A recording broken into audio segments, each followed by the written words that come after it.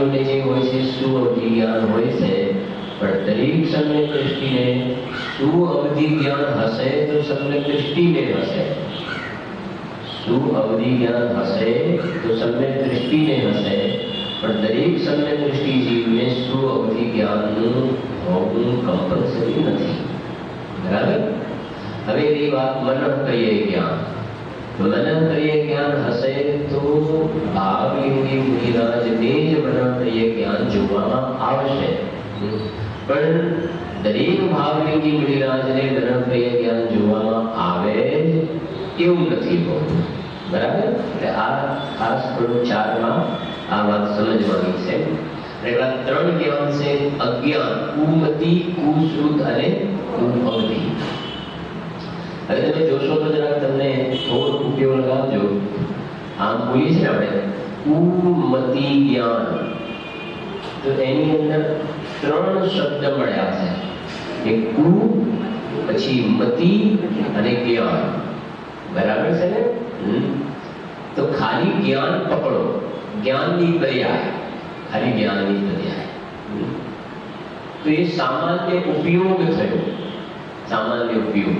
એમાં કોઈ કર્મની વાત ન આવી. જીવનું જે કામ જાણવું જાણવું જાણવું જાણવું, જ્ઞાન કી પ્રતિપન્ન, ખાલી જ્ઞાન, બસ જ્ઞાનની પર્યાય. હવે એમાં તમે મતિ શબ્દ લગાવ્યો, મતિ જ્ઞાન. કુ શું છોડો હમણાં, ખાલી મતિ જોડીને એક સંયોગ સંભાવ થઈ ગયો. ત્યાં કર્મના ક્ષયોક્ષમની વાત આવી, અપેક્ષા આવી ગઈ. કર્મના ક્ષયોક્ષમને થવા વાળો ભાવ એ મતિ જ્ઞાન, મતિ શબ્દ આવ્યો એટલે ક્ષયોક્ષમ ભાવ આવી ગયો. ખાલી જ્ઞાન હતું તો પારિણામિક ભાવ ને તૈયારાથી પહેલો પારિણામિક ભાવ હતો, અને મતિ શબ્દ લાગ્યો એટલે ક્ષયોક્ષમ જ્ઞાન થઈ ગયું. મતિ જ્ઞાન ક્ષયોક્ષમ જ્ઞાનનો ભેદ થઈ ગયો. હવે આપણે કુ લગાવ્યો, કુ. તો કુ શબ્દ લગાવ્યો ને તો ત્યાં દર્શન મોહનો ઉદય નિમિત્ત થયો. કુ શબ્દ લગાવ્યો દર્શન મોહનો ઉદય નિમિત્ત. મતિ શબ્દ લગાવ્યો તો ક્ષયોક્ષમ જ્ઞાનાવરણ કર્મનો ક્ષયોક્ષમ નિમિત્ત થઈ ગયો.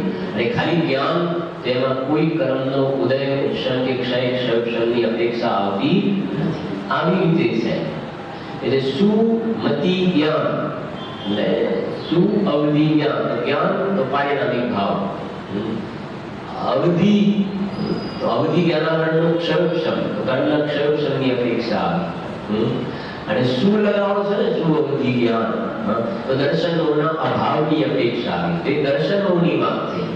અને જે મતિ અને શુદ્ધ જે બોલો છે, મતિ શુદ્ધ અવધિ, જ્ઞાનાવરણના ક્ષયોક્ષમની અપેક્ષા આવી. આગળ કુને શું લાગે છે એ મૌન્ય કર્મના 2 ભેદ છે, એમાં દર્શનોની ત્યાં વાત આવી. ત્યાં એવી રીતે પૂરી વાત સમજવી હતી. હવે જો એમાં 4 જ્ઞાન, 3 અજ્ઞાન. બરાબર? એમાં મતિ જ્ઞાન, શ્રુત જ્ઞાન, અવધિ જ્ઞાન, મનનપ્રિય જ્ઞાન. એમાં અવધિ જ્ઞાન અને મનનપ્રિય જ્ઞાનની થોડી વાત કાલે કરી હતી. તમારી પાસે જે તત્વા સૂત્ર છે ને, એમાં જરા કાઢો, પહેલો અધ્યાય કાઢો. તત્વા સૂત્રમાં પહેલો અધ્યાય. આ ગુજરાતી હશે વિપુલભાઈ? એમાં ગુજરાતી મુખશાસ્ત્ર જોઈ ગયો, થોડી ઈઝી થઈ. હા, ગુજરાતી છે.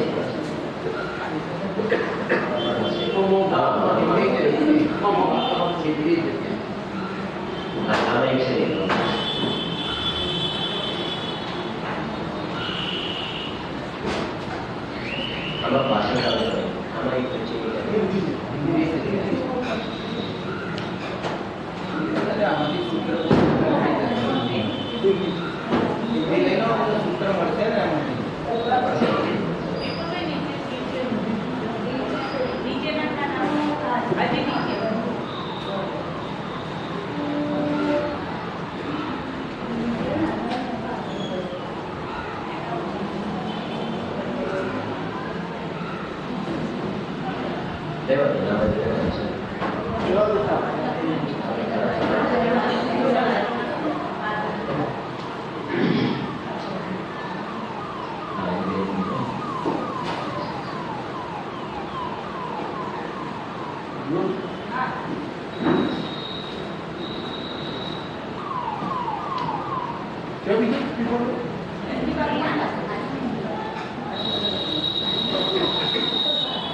આવા બીજા નવા મોક્ષ 20-25 છે આપણે.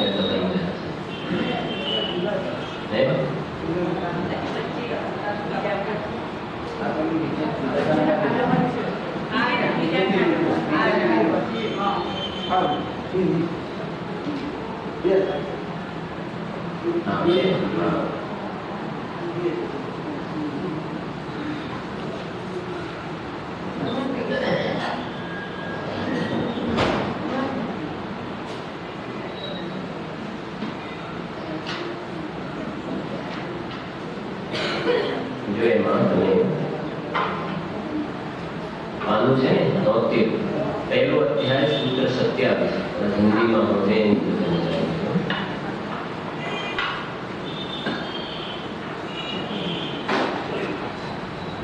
अध्याय पहलो सूत्र से 27 मति ज्ञान श्रुति ज्ञान નો વિષય છે એની નીચે અવધિ જ્ઞાન નો વિષય મતિ શ્રુતિ જ્ઞાન નો વિષય પણ જોવો જરા 26મું સૂત્ર આ પહેલા બધા સમજો ને પછી વાત એ છે કે આ બધા મારામાં નથી બરાબર છે ને એ વાત તો ત્યાંની છે ને जो ये कैसे मति श्रुतियोर निबंधो द्रव्येश द्रव्येश और सर्व पर्यायेषु बड़ी बात है कि नहीं पहलो अध्याय सूत्र 26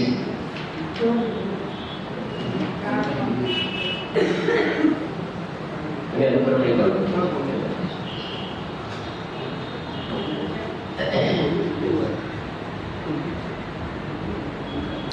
जो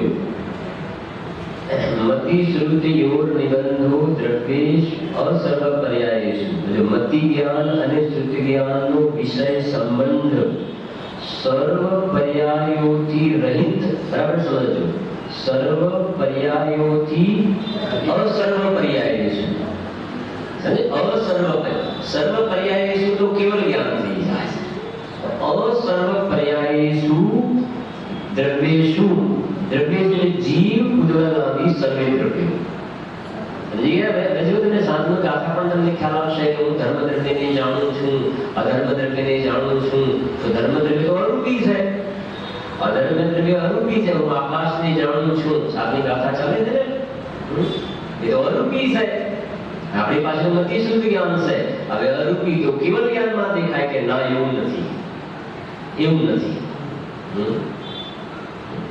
मति ज्ञान शुद्ध ज्ञान नो विषय छय द्रव्य द्रव्येषु जीव ભૂતગલાની સર્વે દ્રવ્યો મતિ શુદ્ધ જ્ઞાન વિષય છય દ્રવ્યો અને એની કેટલીક પર્યાય આવી ગયું કે ના આવી ગયું જો વાંચો ટીકા મતિ જ્ઞાન અને શુદ્ધ જ્ઞાન લખી છે જો રૂપી અરૂપી સર્વે દ્રવ્યોને જાણે છે भले प्रदेश प्रत्यक्ष ना जाने पर जाने से अवधि ज्ञान मननप्रिय ज्ञान में એવું નથી એમાં ફરક છે અવધિ જ્ઞાન मननप्रिय જ્ઞાન માં એ માત્ર રૂપી પદાર્થને વિષય કરે છે અવધિ मननप्रिय જ્યારે આ છય દ્રવ્ય અને એની અસર્વ પર્યાયેષુ એટલે કેટલીક પર્યાયોને પણ વિષય કરે છે આમ એટલે તો લખ્યું કે હું ધર્મ દ્રવ્યને જાણું છું મારામાં એ વ્યવસ્થા न जनातो हो मति शुद्ध ज्ञान નો વિષય જ ના હોય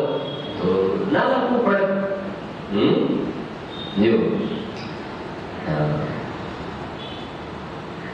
બીજી રીતે વિચાર કરો કે જ્યારે આ આત્માનો અનુભવ થયા પહેલા પણ શાસ્ત્ર જ્ઞાન દ્વારા આગમ દ્વારા આત્માના સ્વરૂપનો જે નિર્ણય કરે છે તો આત્मा અમૂર્તિક છે કે મૂર્તિક છે અમૂર્તિક છે ને તો અમૂર્તિક એવા આત્માનો જે મતિ જ્ઞાન શુદ્ધ જ્ઞાનમાં જે નિર્ણય કર્યો કે આવું સ્વરૂપ છે અસંખ્ય પ્રદેશી છે શરીર પ્રમાણ અનંત ગુણાત્મક છે જ્ઞાન દર્શનથી સહિત છે તો એવો પોતાના જ્ઞાનમાં આત્માના સ્વરૂપનો જે વિચાર કરે છે ધારણામાં લે છે ને તો એ મતિ જ્ઞાન શુદ્ધ જ્ઞાનનો વિષય થયો ત્યાં આત્માનું જાણવું થયું ધરાવે છે કે નહીં અવધિ જ્ઞાનમાં એવું નથી હોતું એ બતાવે છે જેવું હા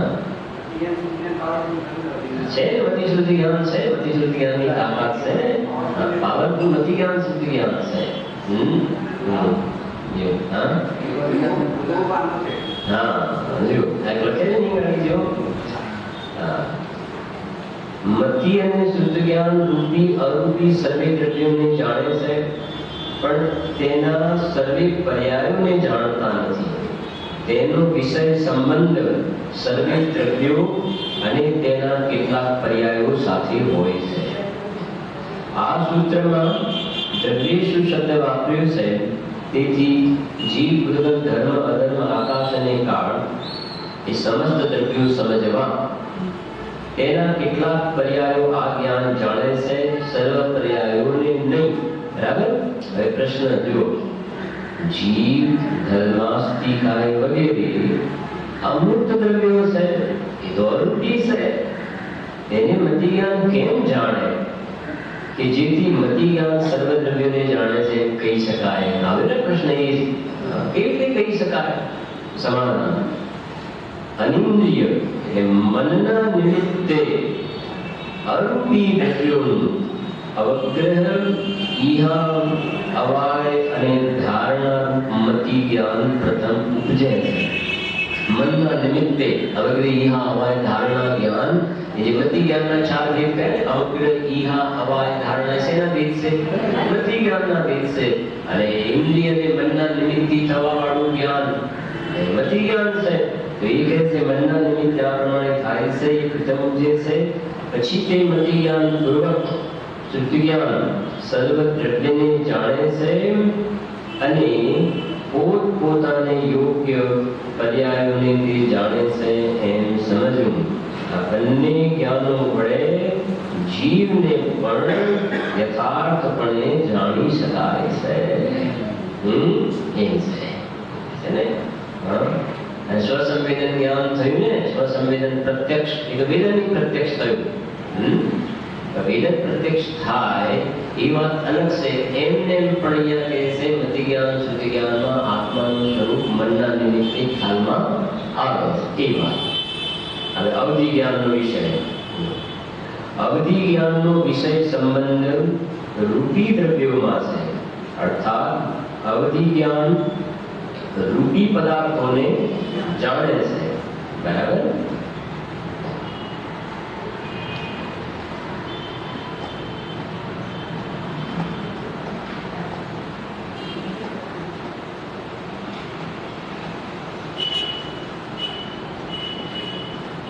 એમાં તમે અમના પર્યાય જ્ઞાનનો વિષય છે પાછળ 28મું. તદનંત ભાગે મનઃ પર્યયસ્ય સર્વાવધિ જ્ઞાનના વિષયભૂત રૂપી દ્રવ્યના અનંતમાં ભાગે મન પર્યય જ્ઞાનનો વિષય સંબંધ છે. શું કહે છે અહીંયા ગાડી? પરમાવધિ જ્ઞાનના વિષયભૂત જે ભૂતગલ સ્કંદ છે તેનો અનંતનો ભાગ કરતા જે એક પરમાણુ માત્ર થાય છે તે સર્વાવધિનો વિષય છે. તેનો અનંતનો ભાગ ઋજુમતી મનોપર્યયનો વિષય છે અને તેનો અનંતનો ભાગ વિપુલમતી મનોપર્યયનો વિષય છે. ખ્યાલ આવે છે? એક કરતા એક શું છે? સૂક્ષ્મ છે. અને એને તમે હજુ થોડું અહીંયા ખરાબ થઈ જાય છે તમારે. અહીંયા पेज नंबर जरा यहाँ 66 पेज पर आओ यार. 66 पेज 66 पेज बड़ी जो एમાં લખ્યું છે અવધિ જ્ઞાનનું વર્ણન. બળી ગયું? 21 નંબરનું સૂત્ર. 21 નંબરનું સૂત્ર. સૂત્ર 21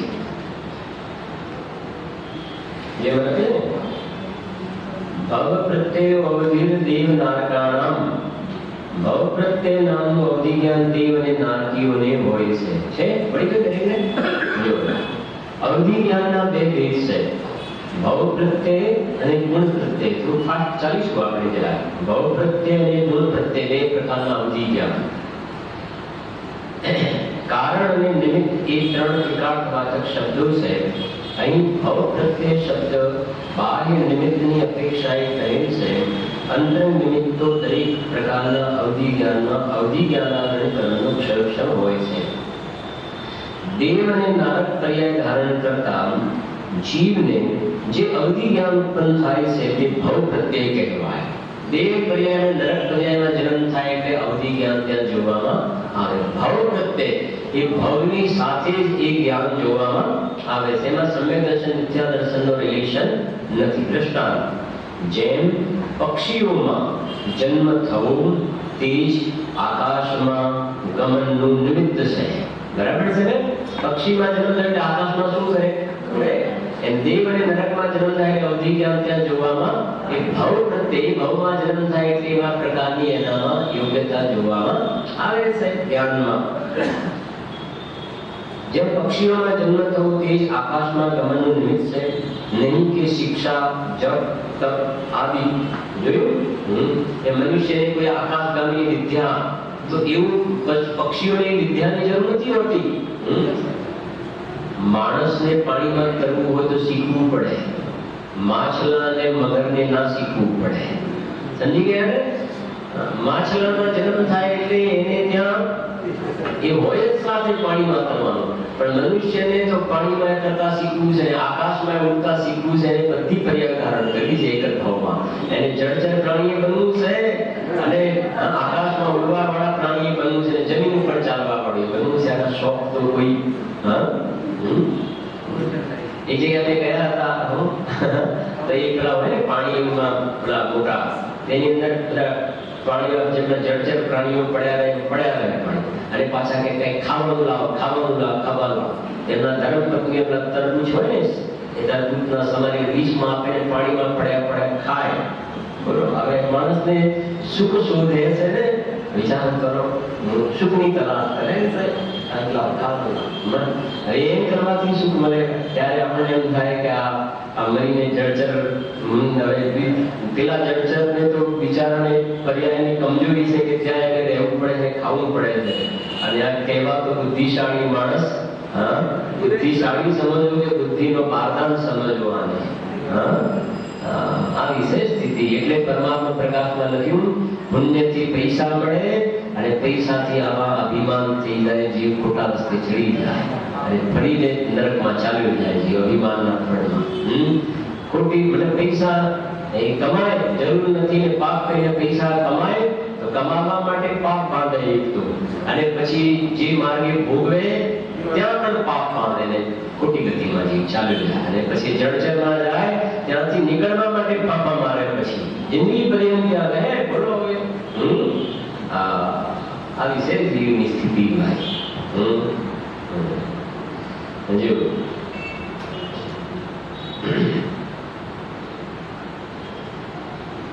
અને એક વાર આની વાત કરી ડોક્ટર સાહેબ વાત કરી તમે ત્યાં અમેરિકાની પડતી હવે જોવા માટે શો હોય એમ પેલા માછલી ઉપર બેસીને આવે ને, માછલી આમ આવે ને પાણી પોતાના ઉપર પડે એટલે ખુશ થઈ જાય કે માછલી મારા ઉપર જ્યારે પાણીના છાંટા પડે, માછલી છાંટા ઉડાડે મારા ઉપર પડે તો એનો ગર્વ અનુભવાય. એને 3 લોકના નાથને આગળ લઈ જઈને જલનો છંટકાવ કરવાનો ભાવ ન આવે શુદ્ધિ માટેનો. અથવા ભગવાનના જન્મ આહારના પ્રસંગે દૃષ્ટિ થાય એનો તેને મહિમા ન આવે, પણ માછલીના પાણીના છાંટા ઉડે આપણા સોના પૈસા વસૂલ થઈ ગયા. આવી છે જીવોના શોખ.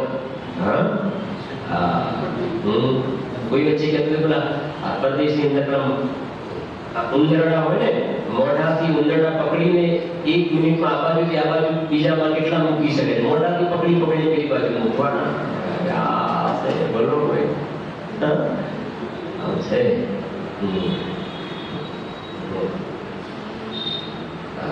લખે છે. જો આ તો તારીખ પછી શું સુખ શોધે છે ને સરવાળે તો બધે, પણ બિચારાને ખબર નથી બિચારાને, દુઃખી પ્રાણી છે. બાપુ તો ઘણી બધી યાદ આવે છે, કેવા જોઈશું રહી જશે પછી. બરફના ઘરમાં રહે તો બરફ પર એકબીજાને પર બરફ નાખે અને પછી ભલે બીમાર પડે ઘેર આવીને. આમ તો શરીરમાં કોઈને સાધારણ રોગ હોય સાધારણ તો એ દૂર રહે. અને પેલા પાણીમાં કેવાય માણસો પડ્યા રહેતા હોય વોટર પાર્કમાં જે કહેવાય એમાં કેવાય રોગીષ્ટ ને વ્યસની જીવો પણ પડ્યા રહેતા હોય ત્યાં ડૂબકી લગાવે કે ના લગાવે 4-6 કલાક પડ્યો રહે. બરોબર નહીં કે કેમિકલ થી શુદ્ધ થઈ જાય શુદ્ધ થઈ જાય. હા એ છે. જો એટલે દોષને ઢાંકવા માટે કહેવાય ને કે એ બધું હોય છે અંદર રેગ્યુલર ચેકિંગ થતું હોય ને બધું બધી વાત છે સાચી છે પણ તારા ફોટા પડે છે વાત એટલી સાચી છે. કર્મના ફોટા તારા વિડીયો ઉતરે છે. જો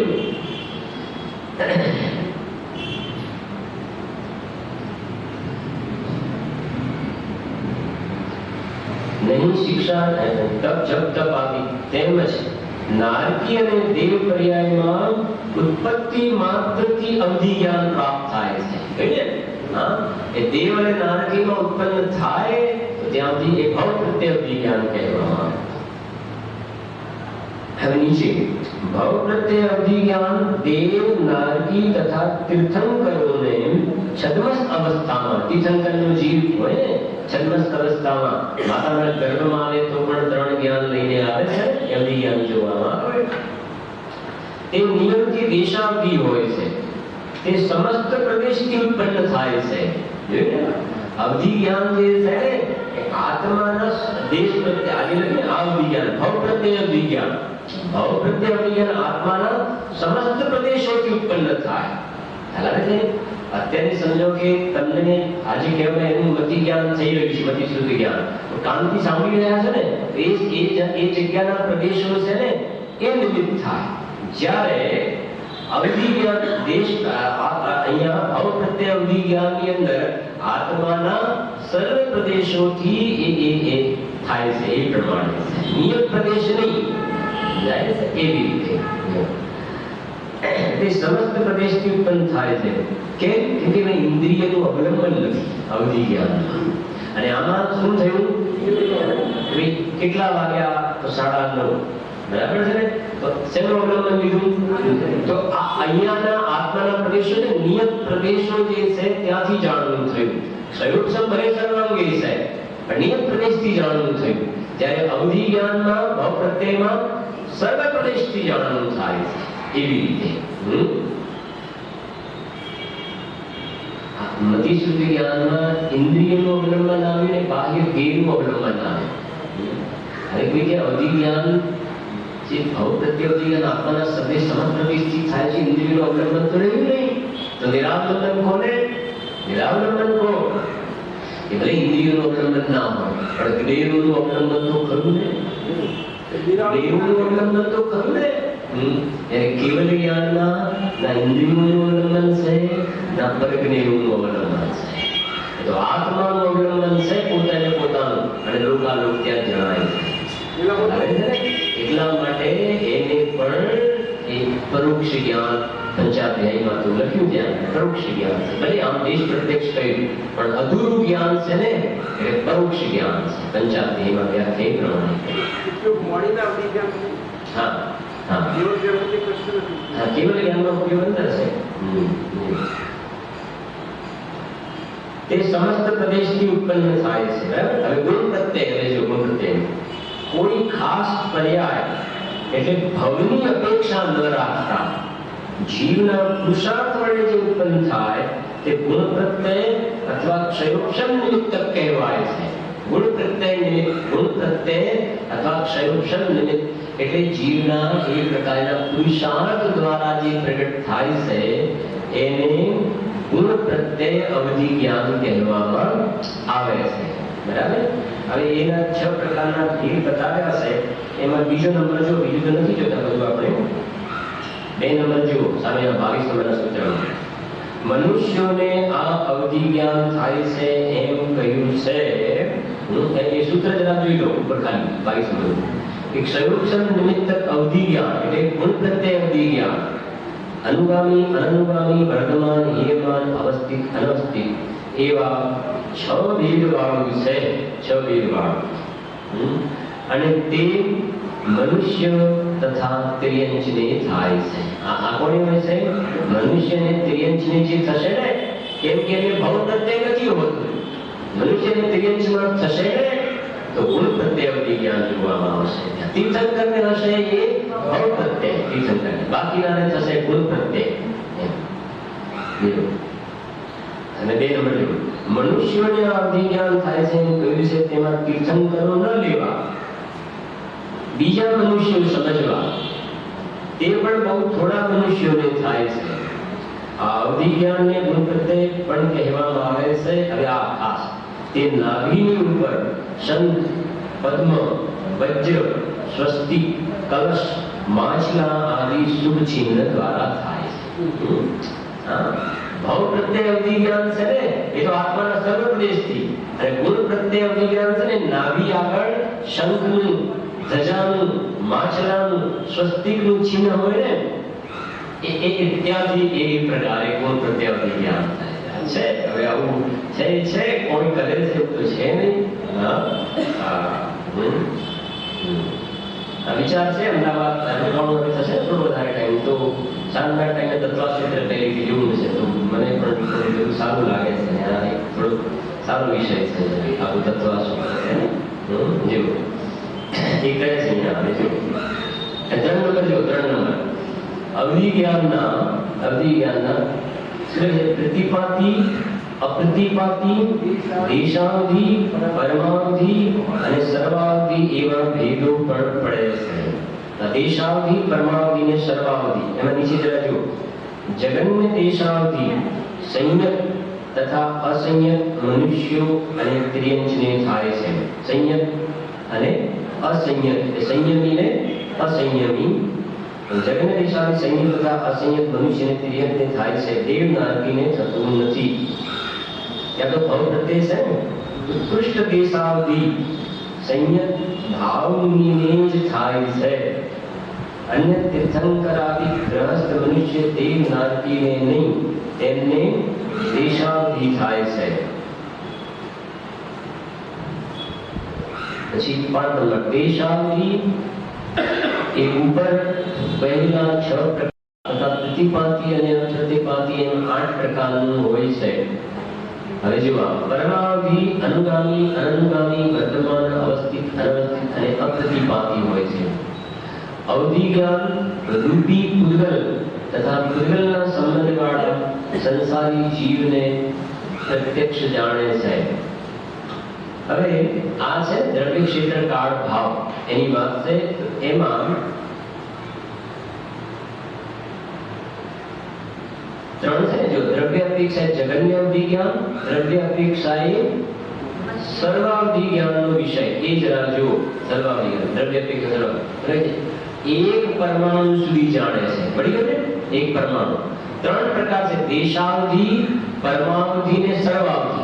તો સર્વાવધિ છે ને ટોપનું સર્વાવધિ. દેશાવધિ કરતા ઊંચું પરમાવધિ, પરમાવધિ કરતા સર્વાવધિ. બરાબર? જેવું પછી ક્ષેત્રમાં જુઓ 3 છોડીને પછી ક્ષેત્ર, 3 ક્ષેત્ર છે. એમાં વચ્ચેનો જુઓ ક્ષેત્ર અપેક્ષાએ ઉત્કૃષ્ટ અવધિ જ્ઞાનનો વિષય. મળી ગયો ને? ક્ષેત્ર અપેક્ષાએ ઉત્કૃષ્ટ અસંખ્યાત લોક પ્રમાણ સુધી ક્ષેત્રને જાણે છે. બરાબર? પછી એની નીચે આવો કાળ અપેક્ષાએ, કાળ અપેક્ષાએ ઉત્કૃષ્ટ અભિજ્ઞાનનો વિષય. અસંખ્યાત લોક પ્રમાણ અતીત અને અનાગત કાળને જાણે છે. અને નીચે એકદમ ભાવ અપેક્ષાએ અભિજ્ઞાનનો વિષય.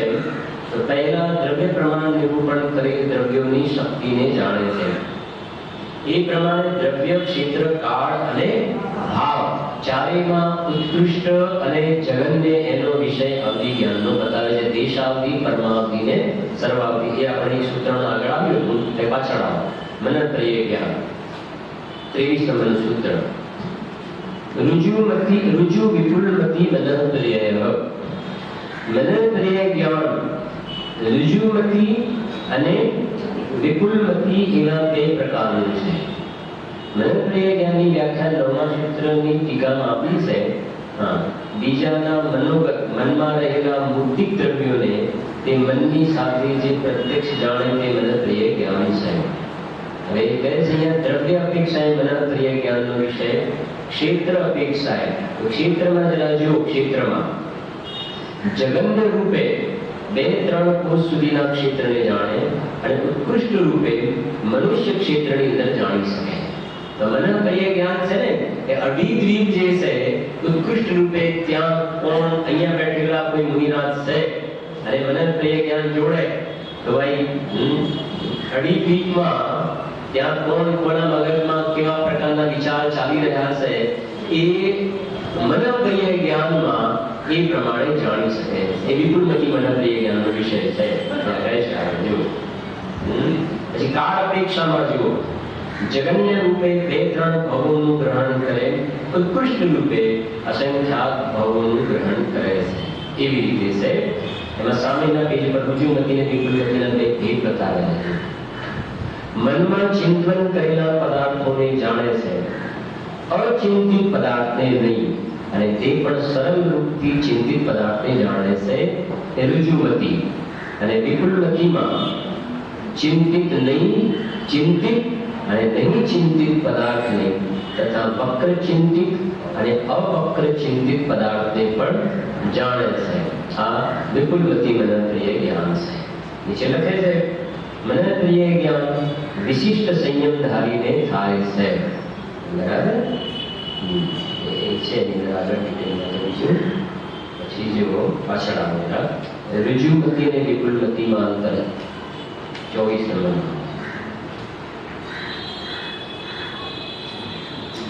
એમાં લખે છે ટીકામાં રુજુમતી અને વિપુલમતી બે પ્રકારના મનપ્રિય જ્ઞાનના ભેદ સૂત્ર 23 ની ટીકામાં આપ્યા છે.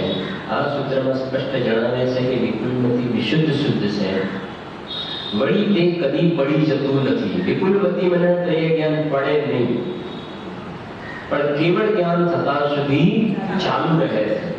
રુજુમતી જ્ઞાન તો થઈને છૂટી પણ જાય. ચારિત્ર્યની તીવ્રતાના ભેદના કારણે આ ભેદ પડે છે. કેમ કે સંયમની વાત કરીએ, સંયમ પરિણામનું ઘટવું, તેની હાનિ થવી, તે પ્રતિપાદ છે એ રુજુમતી વાળા કોઈને હોય છે. અને અવધિ જ્ઞાન અને મનપ્રિય જ્ઞાનના ડિફરન્ટ શું કહે છે? અવધિ અને મનપ્રિય જ્ઞાનમાં વિશુદ્ધતા, ક્ષેત્ર, સ્વામી અને વિષયની અપેક્ષાથી વિશેષતા હોય છે. શું કહેજો? મનપ્રિય જ્ઞાન ઉત્તમ બુદ્ધિધારી ભાવ મુનિઓને જ હોય છે, અને અવધિ જ્ઞાન ચારે ગતિના સંગી જીવોને હોય છે. સ્વામી અપેક્ષાએ તેના માલિક કોણ? પછી ઉત્કૃષ્ટ અવધિ જ્ઞાનનું ક્ષેત્ર અસંખ્યાત લોક પ્રમાણો સુધી છે. મનપ્રિય જ્ઞાનનું અઢી દ્વીપ મનુષ્ય ક્ષેત્ર છે. આ ક્ષેત્ર અપેક્ષાએ અંતર છે. બરાબર. પછી કાળનો અને ભાવનો પણ અંતર છે. પછી સામે 27 નંબરનું સૂત્ર જણાવ્યું. 27 નંબર અવધિ જ્ઞાનનો વિષય. અવધિ જ્ઞાનનો વિષય અવધિ જ્ઞાનનો વિષય સંબંધ રૂપી દ્રવ્યોમાં છે, અર્થાત અવધિ જ્ઞાન રૂપી પદાર્થોને જાણે છે. ને પાછળ આવો મનપ્રિય જ્ઞાનનો વિષય જે લખે છે સર્વાવધિ જ્ઞાનના વિષયભૂત રૂપી દ્રવ્યના અનંતમાં ભાગે મનપ્રિય જ્ઞાનનો વિષય છે. કેમ કે અવધિ જ્ઞાનના 3 ભેદ કહે ને, દેશાવધિ, પરમાવધિ અને સર્વાવધિ. તો ઊંચું કયું છે? સર્વાવધિ. હવે કે છે સર્વાવધિનો જે વિષય છે, સર્વાવધિના વિષયભૂત રૂપી દ્રવ્ય, એનો પણ અનંતનો ભાગ એ મનપ્રિય જ્ઞાનનો વિષય છે. જેની સૂક્ષ્મતા ખ્યાલ આવે છે. દેશાવધિ, પરમાવધિ, સર્વાવધિ. પછી મનપ્રિય જ્ઞાન, એમાં રુજુમતી અને વિપુલમતી. વિપુલમતી વાળું નહીં પડે. બરાબર. નીચે લખે છે પરમાવધિ જ્ઞાનના વિષયભૂત જે પૂર્વ સ્કંદ છે તેનો અનંતનો ભાગ કરતા જે એક પરમાણુ માત્ર થાય છે તે સર્વાવધિનો વિષય છે. તેનો અનંતનો ભાગ રુજુમતી મનપ્રિય જ્ઞાનનો વિષય છે, અને તેનો અનંતનો ભાગ વિપુલમતી મનપ્રિય જ્ઞાનનો વિષય છે. એવી રીતે આ છે બધા ભેદ. બરાબર. એક થોડો ખ્યાલ આવે, બાકી તો ઘણું ડિટેલમાં તો તમે આમાં પણ જોઈ શકો. અને ગોમટસાર જીવકાંડમાં જ્ઞાન માર્ગના મોમટદાસ જીવ કાંડમાં જ્ઞાન માર્ગના નામનો અધિકાર છે. એ જ્ઞાન માર્ગના અધિકારમાં પાંચે જ્ઞાનોનો ઘણો વિસ્તાર છે. ઘણો વિસ્તાર છે. ખૂબ ઘણો વિસ્તાર છે. એમાં મતિ જ્ઞાન, શુદ્ધ જ્ઞાનની વાત આવે તો મતિ જ્ઞાનના જેટલા ભેદ છે ને શુદ્ધ જ્ઞાનમાં દ્વાદશાંગ, શુદ્ધ જ્ઞાનમાં દ્વાદશાંગ, 12 અંગ કયા એનું વિસ્તારથી વર્ણન ઘણો વિસ્તાર છે. જે આપણે જોઈએ અક્ષરમાં અનંતમાં ભાગનું જ્ઞાન, પર્યાય જ્ઞાન, પર્યાય સમાસ જ્ઞાન, અક્ષર જ્ઞાન, અક્ષર સમાસ જ્ઞાન આગળ વધતા જે આપણે પહેલો આચાર અંગ વખાણનો, બીજો સૂત્ર પ્રધાન વખાણ, એ બધાનું વર્ણન એની અંદર છે. પછી અવધિ જ્ઞાનના ભેદ, મનપ્રિય જ્ઞાનના, કેવલ જ્ઞાનના, જેની પાસે વધારે સમય, રુચિ, તમન્ના છે, ક્ષરુષમ છે, એનો પણ અભ્યાસ કરી અને છે. કેમ કે કોઈને એમ થાય કે હવે પછી આપણે બંધ કરી દઈએ, તમે કહો છો કે આ ધંધો પછી મારે આખો દિવસ કરવાનું શું, તો ઘણો વિષય છે, તું થાકીશ. ખ્યાલ આવે ને કે નહીં? જેનાગમ એટલું અગાધ છે. હા, તારે ટાઈમ નહીં ખૂટે એની જેનાગમ જવાબદારી, અત્યારે રિસ્પોન્સિબિલિટી હશે કે તને છે અંદરમાં તારી તૈયારી, તો ચિંતા ન કરતો પછી આખો દિવસ શું કરવાનું. જો આવો જરા 81 પાનો નિયમ સાથે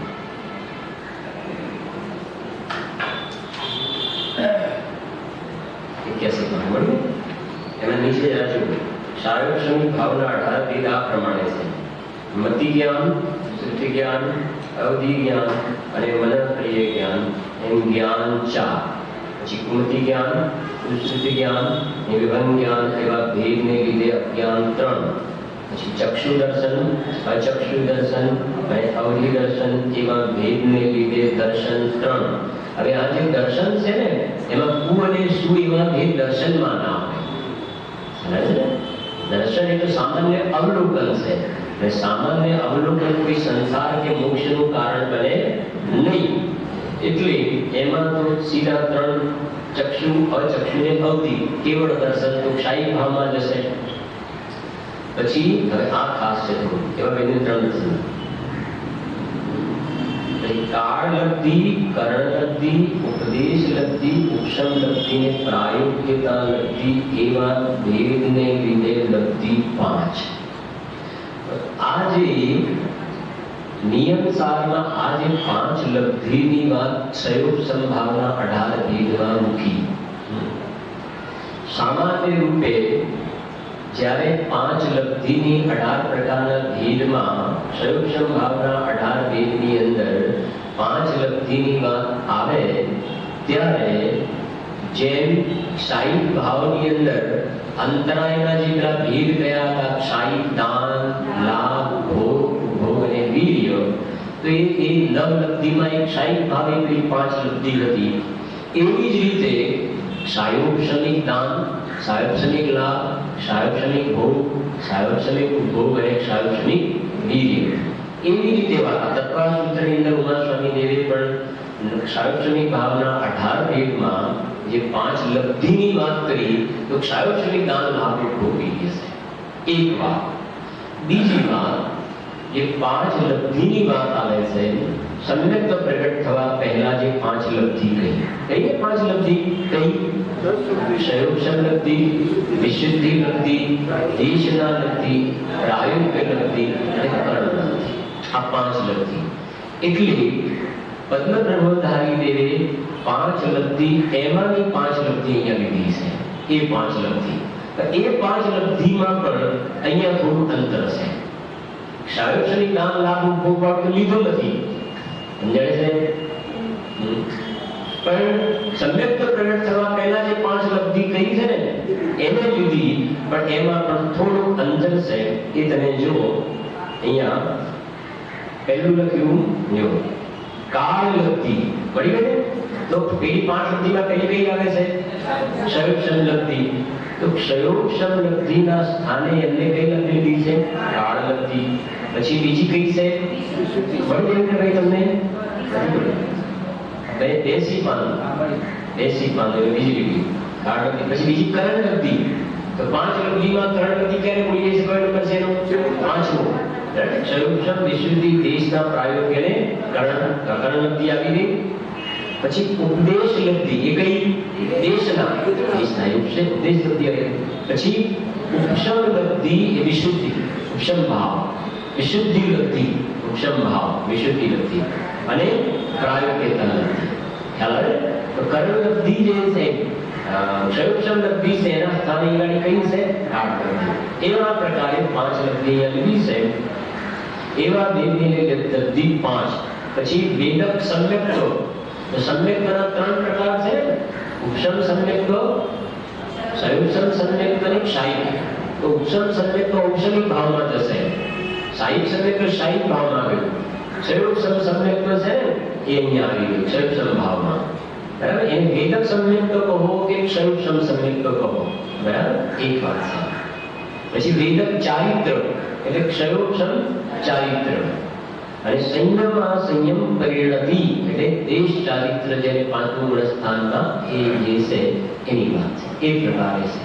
બાકી વાત છે એટલે આપણે સોમવારના સ્વાધ્યાયમાં લઈશું. કેમ કે 2 દિવસ ચૈતન્યધામમાં શિબિર છે ને, એટલે જે કોઈ હોય છોકરાઓને જરા છે ને મેરિટ જે હોય ને નાની ઉંમરે બધાનું છે, અને લગભગ 70-80 જેવી સંખ્યા થઈ છે.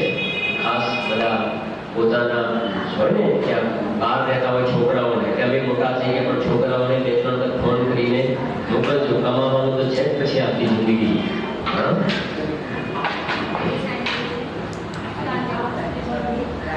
હા, સાંજે તો છે. આજે સાંજે કરો, આજે સાંજે કરો.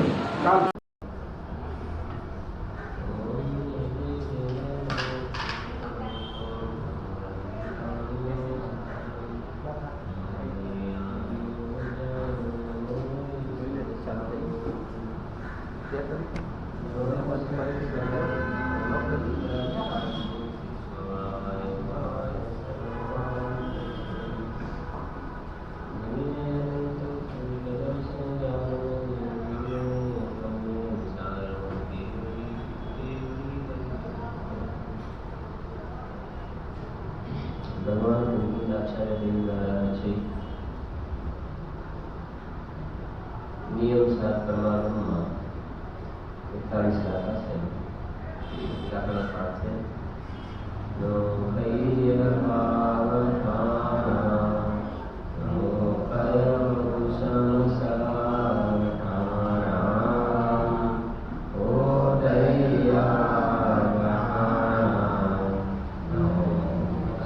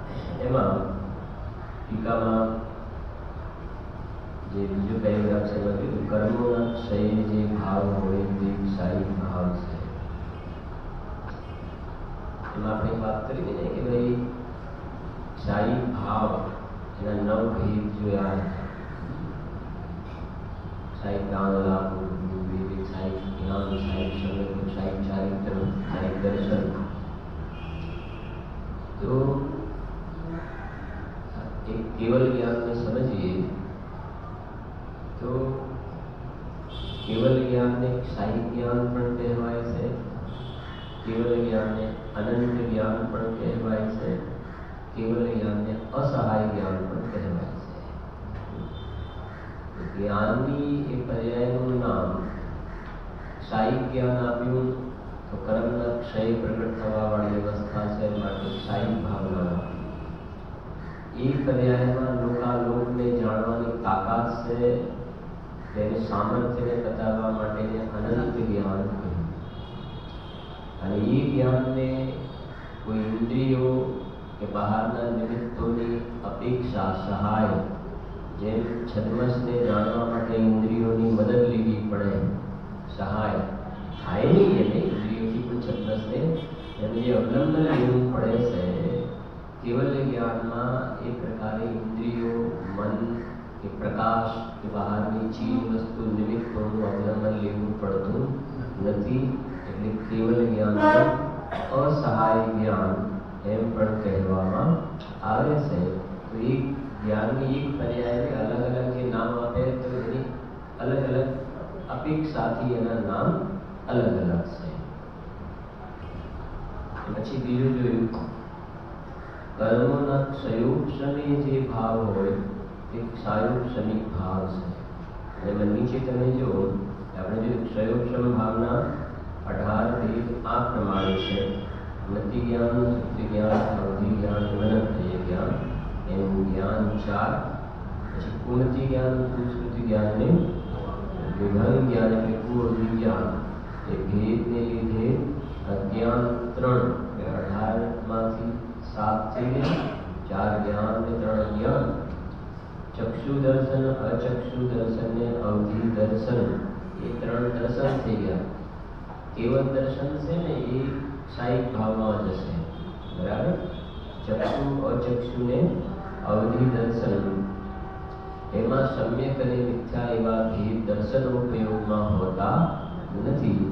કેમ કે દર્શનો પ્રયોગમાં માત્ર સામાન્ય અવલોકન થાય છે. ભેદ પાડ્યા વિના સત્તા માત્રને જે દેખે છે એને દર્શન કહેવામાં આવે છે.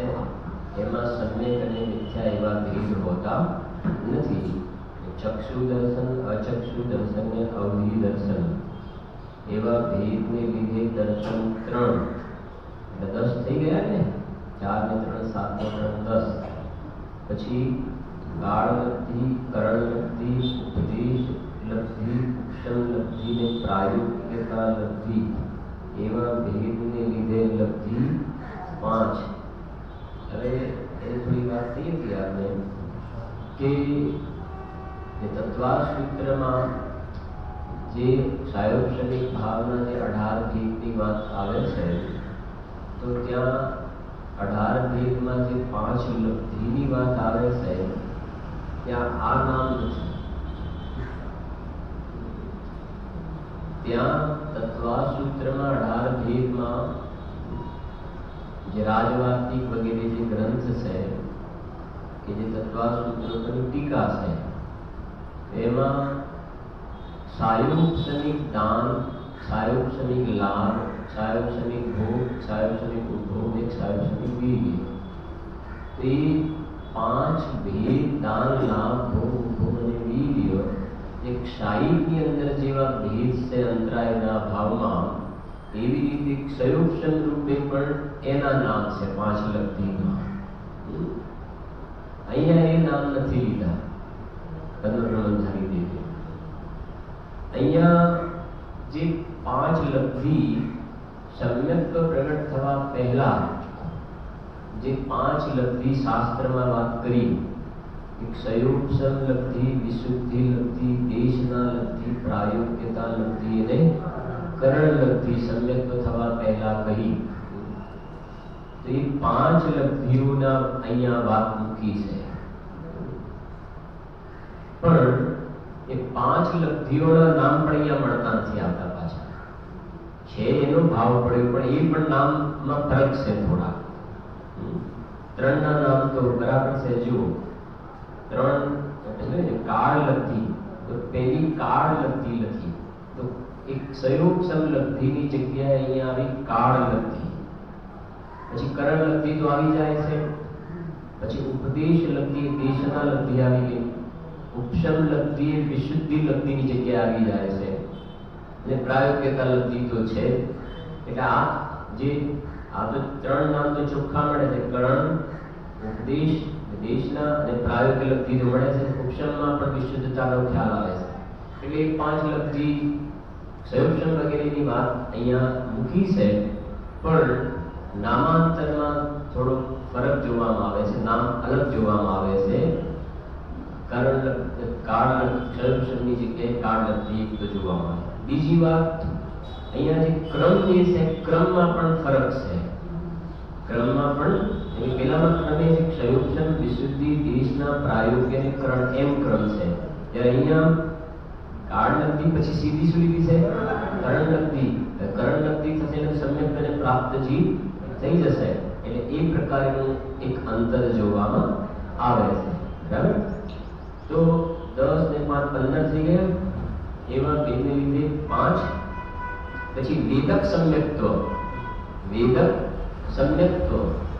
વેદક સમ્યક્ત્વ એનું બીજું નામ સંયુક્તમ સમ્યક્ત્વ છે. વેદક સમ્યક્ત્વ અથવા તો સંયુક્તમ સમ્યક્ત્વ એનું નામ છે. એ છે થોડી કરણાની યોગની વાત, પણ અમે એના અંદર વધારે જઈશું ને તો પછી ઘણું લાંબુ થઈ જશે. વેદક એને જ સંયુક્તમ સમ્યક્ત્વ પણ કહેવાય અને વેદક સમ્યક્ત્વ પણ કહેવાય છે. કરણના ક્ષયોક્ષમની અપેક્ષાએ ક્ષયોક્ષમ સમ્યક્ત્વ કહેવાય. અને એ વખતે જે સમ્યક પ્રકૃતિનો ઉદય છે, સમ્યક પ્રકૃતિનો ઉદય છે, અને એ ત્યાં ક્ષયોક્ષમ સમ્યક્ત્વ જોવામાં આવે, એ અપેક્ષાએ વેદક સમ્યક્ત્વ, દેશઘાતી પ્રકૃતિનો ઉદય, એની અપેક્ષાએ વેદક સમ્યક્ત્વ નામ પણ છે. તમારે પાસે તત્વસૂત્રમાં જો જો બીજો અધ્યાય છે ને, એમાં જો બાકી તમારે છે ને મોક્ષમાં પ્રકાશકમાં જોજો, મોક્ષના પ્રકાશકમાં સમ્યક્ત્વના ભેદ બતાવે છે ને પાછળ, ઉપસમ, ક્ષયોક્ષમ ને ભેદ બતાવે છે. ક્ષયોક્ષમ એટલે શું એ વાત પણ ત્યાં કરી છે. એનો ઘણો પછી વિસ્તાર થયો છે એટલે આપણે આમાં ક્ષયોક્ષમના ભેદ છે ને પાનું 182 182. અને સૂત્ર છે બીજા અધ્યાયમાં સૂત્ર 5. બરાબર? અલગ કોઈની પાસે હોય તો જોઈ લેજો જરા, હિન્દી છે ને પણ કોઈ પાસે. બીજા અધ્યાયમાં સૂત્ર 5, એમાં જો ક્ષયોક્ષમ સમ્યક્ત્વ મળ્યું ગયું ને, ક્ષયોક્ષમ સમ્યક્ત્વ 18 ભેદ લખે છે. ક્ષયોક્ષમના 18 ભેદ, જો 18 ભેદ ભૂલી જવું છે લખે છે ને. મતિ શ્રુત અવધિ મનસ્તરીય 4 જ્ઞાન, કુમતિ કુશ્રુત કુઅવધિ 3 જ્ઞાન, ચક્ષુ અચક્ષુ અવધિ 3 દર્શન, સાયોક્ષમિક દાન લાભ ઉપભોગ વીર્ય 5 લબ્ધિ. એ લખી અહીંયા મળી ગયું ને, ખ્યાલ આવે ને એમાં અંતર. પછી એમ 4 3 3 અને 5 ભેદો. તેમજ સાયોક્ષમિક સમ્યક્ત્વ. હવે જો અહીંયા આપણે વેદક સમ્યક્ત્વ લખી છે ને, આપણા લખ્યા વેદક, એને અહીંયા શું નામ આપ્યું છે? સાયોક્ષમિક સમ્યક્ત્વ. પછી સાયોક્ષમિક ચારિત્ર અને સંયમ અસંયમ. સંયમ અસંયમ એ થઈ ગયું છે કૌંસમાં જો સંયમમાં સંયમ, એમ સાયોક્ષમિક ભાવના 18 ભેદ છે. હવે નીચે જો સાયોક્ષમિક સમ્યક્ત્વની વ્યાખ્યા કરી છે. મિથ્યાત્વની તથા અનંતાનુબંધીની કર્મ પ્રકૃતિઓના ઉદયાભાવી ક્ષય તથા ઉપશમની અપેક્ષાએ સાયોક્ષમિક સમ્યક્ત્વ કહેવાય. અને સમ્યક પ્રકૃતિનો ઉદય છે તે અપેક્ષાએ તેને જ વેદ સમ્યક્ત્વ કહેવામાં આવે છે. વેદક પણ કહે છે. ખ્યાલ આવે છે કે વેદક સમ્યક્ત્વ પણ કહે, મારે એને જ એ સમ્યક્ત્વને જેમ કહ્યું ને, કેવલ જ્ઞાન એક સાહિક જ્ઞાન કહેવાય, અસહાય જ્ઞાન કહેવાય, અનંત જ્ઞાન કહેવાય. એટલે આ સમ્યક્ત્વને મિથ્યાત્વ અને અનંતાનુબંધીના ક્ષયોક્ષમની અપેક્ષાએ ક્ષયોક્ષમ સમ્યક્ત્વ કહેવાય. અને સમ્યક પ્રકૃતિનો ઉદય ચાલ્યો છે ને, ઉદય છે સમ્યક પ્રકૃતિનો, એની અપેક્ષાએ એ સમ્યક્ત્વને વેદક સમ્યક્ત્વ કહેવાય છે. અક્ષય ને ઉપશમ શબ્દ છે ને, ક્ષય ને ઉપશમ, મિથ્યાત્વ અને અનંતાનુબંધીનો ઉદયાભાવી ક્ષય, એનો ઉદય નથી થતો, ઉદયાભાવી ક્ષય, અને એનો જ ઉપશમ છે, દબાયેલું છે. ક્ષય ઉપશમ આખું નામ આ રીતે પડે છે. મિથ્યાત્વ અને અનંતાનુબંધીનો ઉદયનો અભાવ, એ ઉદયાભાવી ક્ષય, અને એ દબાયેલું રહ્યું છે ત્યાં, એટલે ઉપશમ, ક્ષયોપશમ. અને એ વખતે સમ્યક પ્રકૃતિની તરફથી વાત કરીએ તો સમ્યક પ્રકૃતિનો ઉદય છે, દર્શન મૂળની ત્રણ પ્રકૃતિ જોઈ ને, મિથ્યાત્વ, સમ્યક મિથ્યાત્વ અને સમ્યક પ્રકૃતિ. એમાંથી સમ્યક પ્રકૃતિનો ઉદય ચાલી રહ્યો છે અને મિથ્યાત્વ અને અનંતાનુબંધીનો ક્ષયોપશમ છે. તો મિથ્યાત્વ અને અનંતાનુબંધી તરફથી વાત કરીશું તો આનું નામ છે ક્ષયોપશમ સમ્યક. અને સમ્યક પ્રકૃતિ તરફથી આનું નામ આપીશું તો વેદક સમ્યક કહીશું. બરાબર છે? આ થોડું મોટા રૂપમાં વાત કરી, બાકી એનું ડિટેલ ઘણું છે, પણ તમને થોડો ખ્યાલ આવે. હવે ક્ષયોપશમિક ચારિત્ર, જો સમ્યક દર્શન પૂર્વકના ચારિત્ર વખતે જે રાગ છે તેની અપેક્ષાએ સરાગ ચારિત્ર કહેવાય છે. પણ તેમાં જે રાગ છે તે ચારિત્ર નથી. જેટલો વિતરાગ ભાવ છે તેટલું ચારિત્ર છે. આ ચારિત્રને ક્ષયોપશમિક ચારિત્ર કહેવાય છે. પછી સંયમ સંયમ, તો આ ભાવને દેશ વિરત અથવા વિરતાવિરત ચારિત્ર પણ કહેવામાં આવે છે. તો પાંચમા ગુણ સ્થાનમાં સંયમા સંયમ છે. થોડું સમજો જરાક આ વાતને. પાંચમા ગુણ સ્થાનમાં સંયમા સંયમ વાળી સ્થિતિ છે. સંયમ પણ નથી, અસંયમ પણ નથી. મુનિરાજને જેવો સંયમ હોય એવી સંયમ વાળી દશા નથી. અને ચોથા ગુણ સ્થાન વાળા જેવો અસંયમ હોય એવો અસંયમ નથી. એટલે દેશ ચારિત્ર સંયમા સંયમ એને ક્ષયોપશમ ભાવમાં લીધું. દેશ સંયમ નહીં. હવે પ્રશ્ન એ થાય તમને કે પછી ક્ષયોપશમ ચારિત્ર એ શું? તો પછી પાંચમા ગુણસ્થાનમાં ક્ષયોપશમ ચારિત્ર કહેવાય કે ના કહેવાય? તમને પડે મારો પ્રશ્ન. પાંચમા ગુણસ્થાનમાં તો તમે સંયમા સંયમ દેશ વૃત્તિને તો લઈ લીધા, સંયમા સંયમ એક તો લઈ લીધું એ પાંચમા. અને ક્ષયોપશમ ચારિત્ર એ શું પછી? તો ક્ષયોપશમ ચારિત્ર છે એ મુનિ દશા વખતે એ ચારિત્ર જોવામાં આવે છે, એને ક્ષયોપશમ ચારિત્ર કહેવામાં આવે છે. તો તમને આમાં મને બતાવો, તમને ગુણસ્થાન વિવેચનમાં છે. ये सामने चारित्र अपेक्षा विचार है.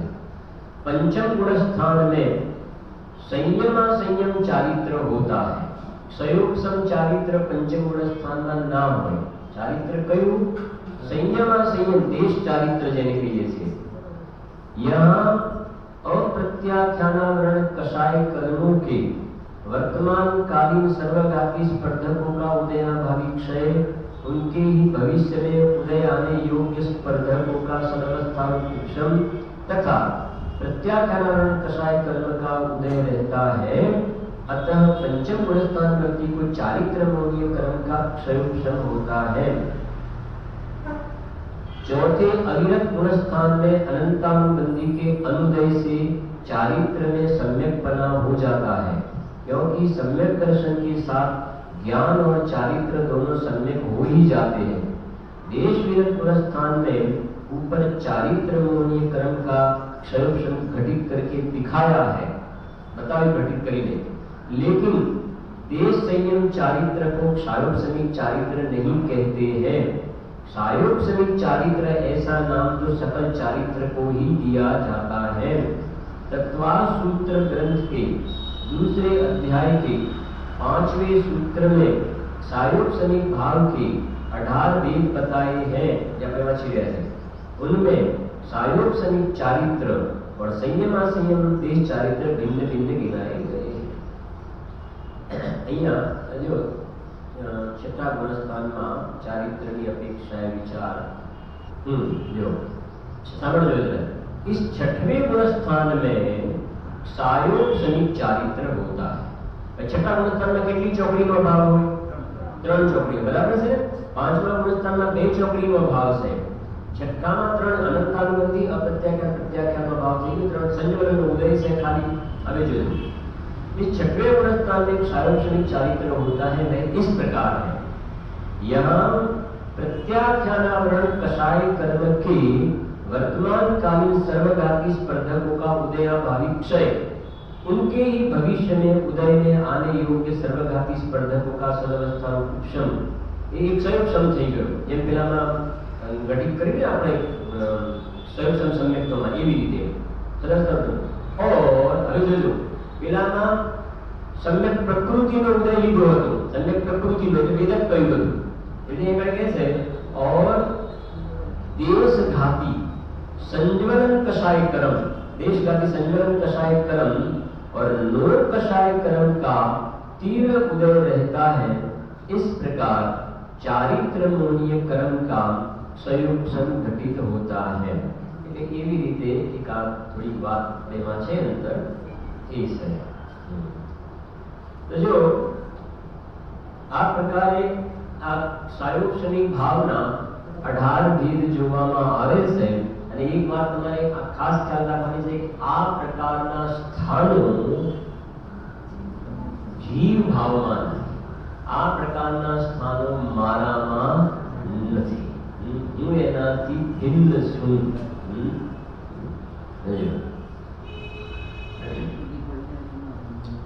કોઈને એમ થાય ને કે ભાઈ તો પછી આ બધું મારું સમજવાની જરૂર શું?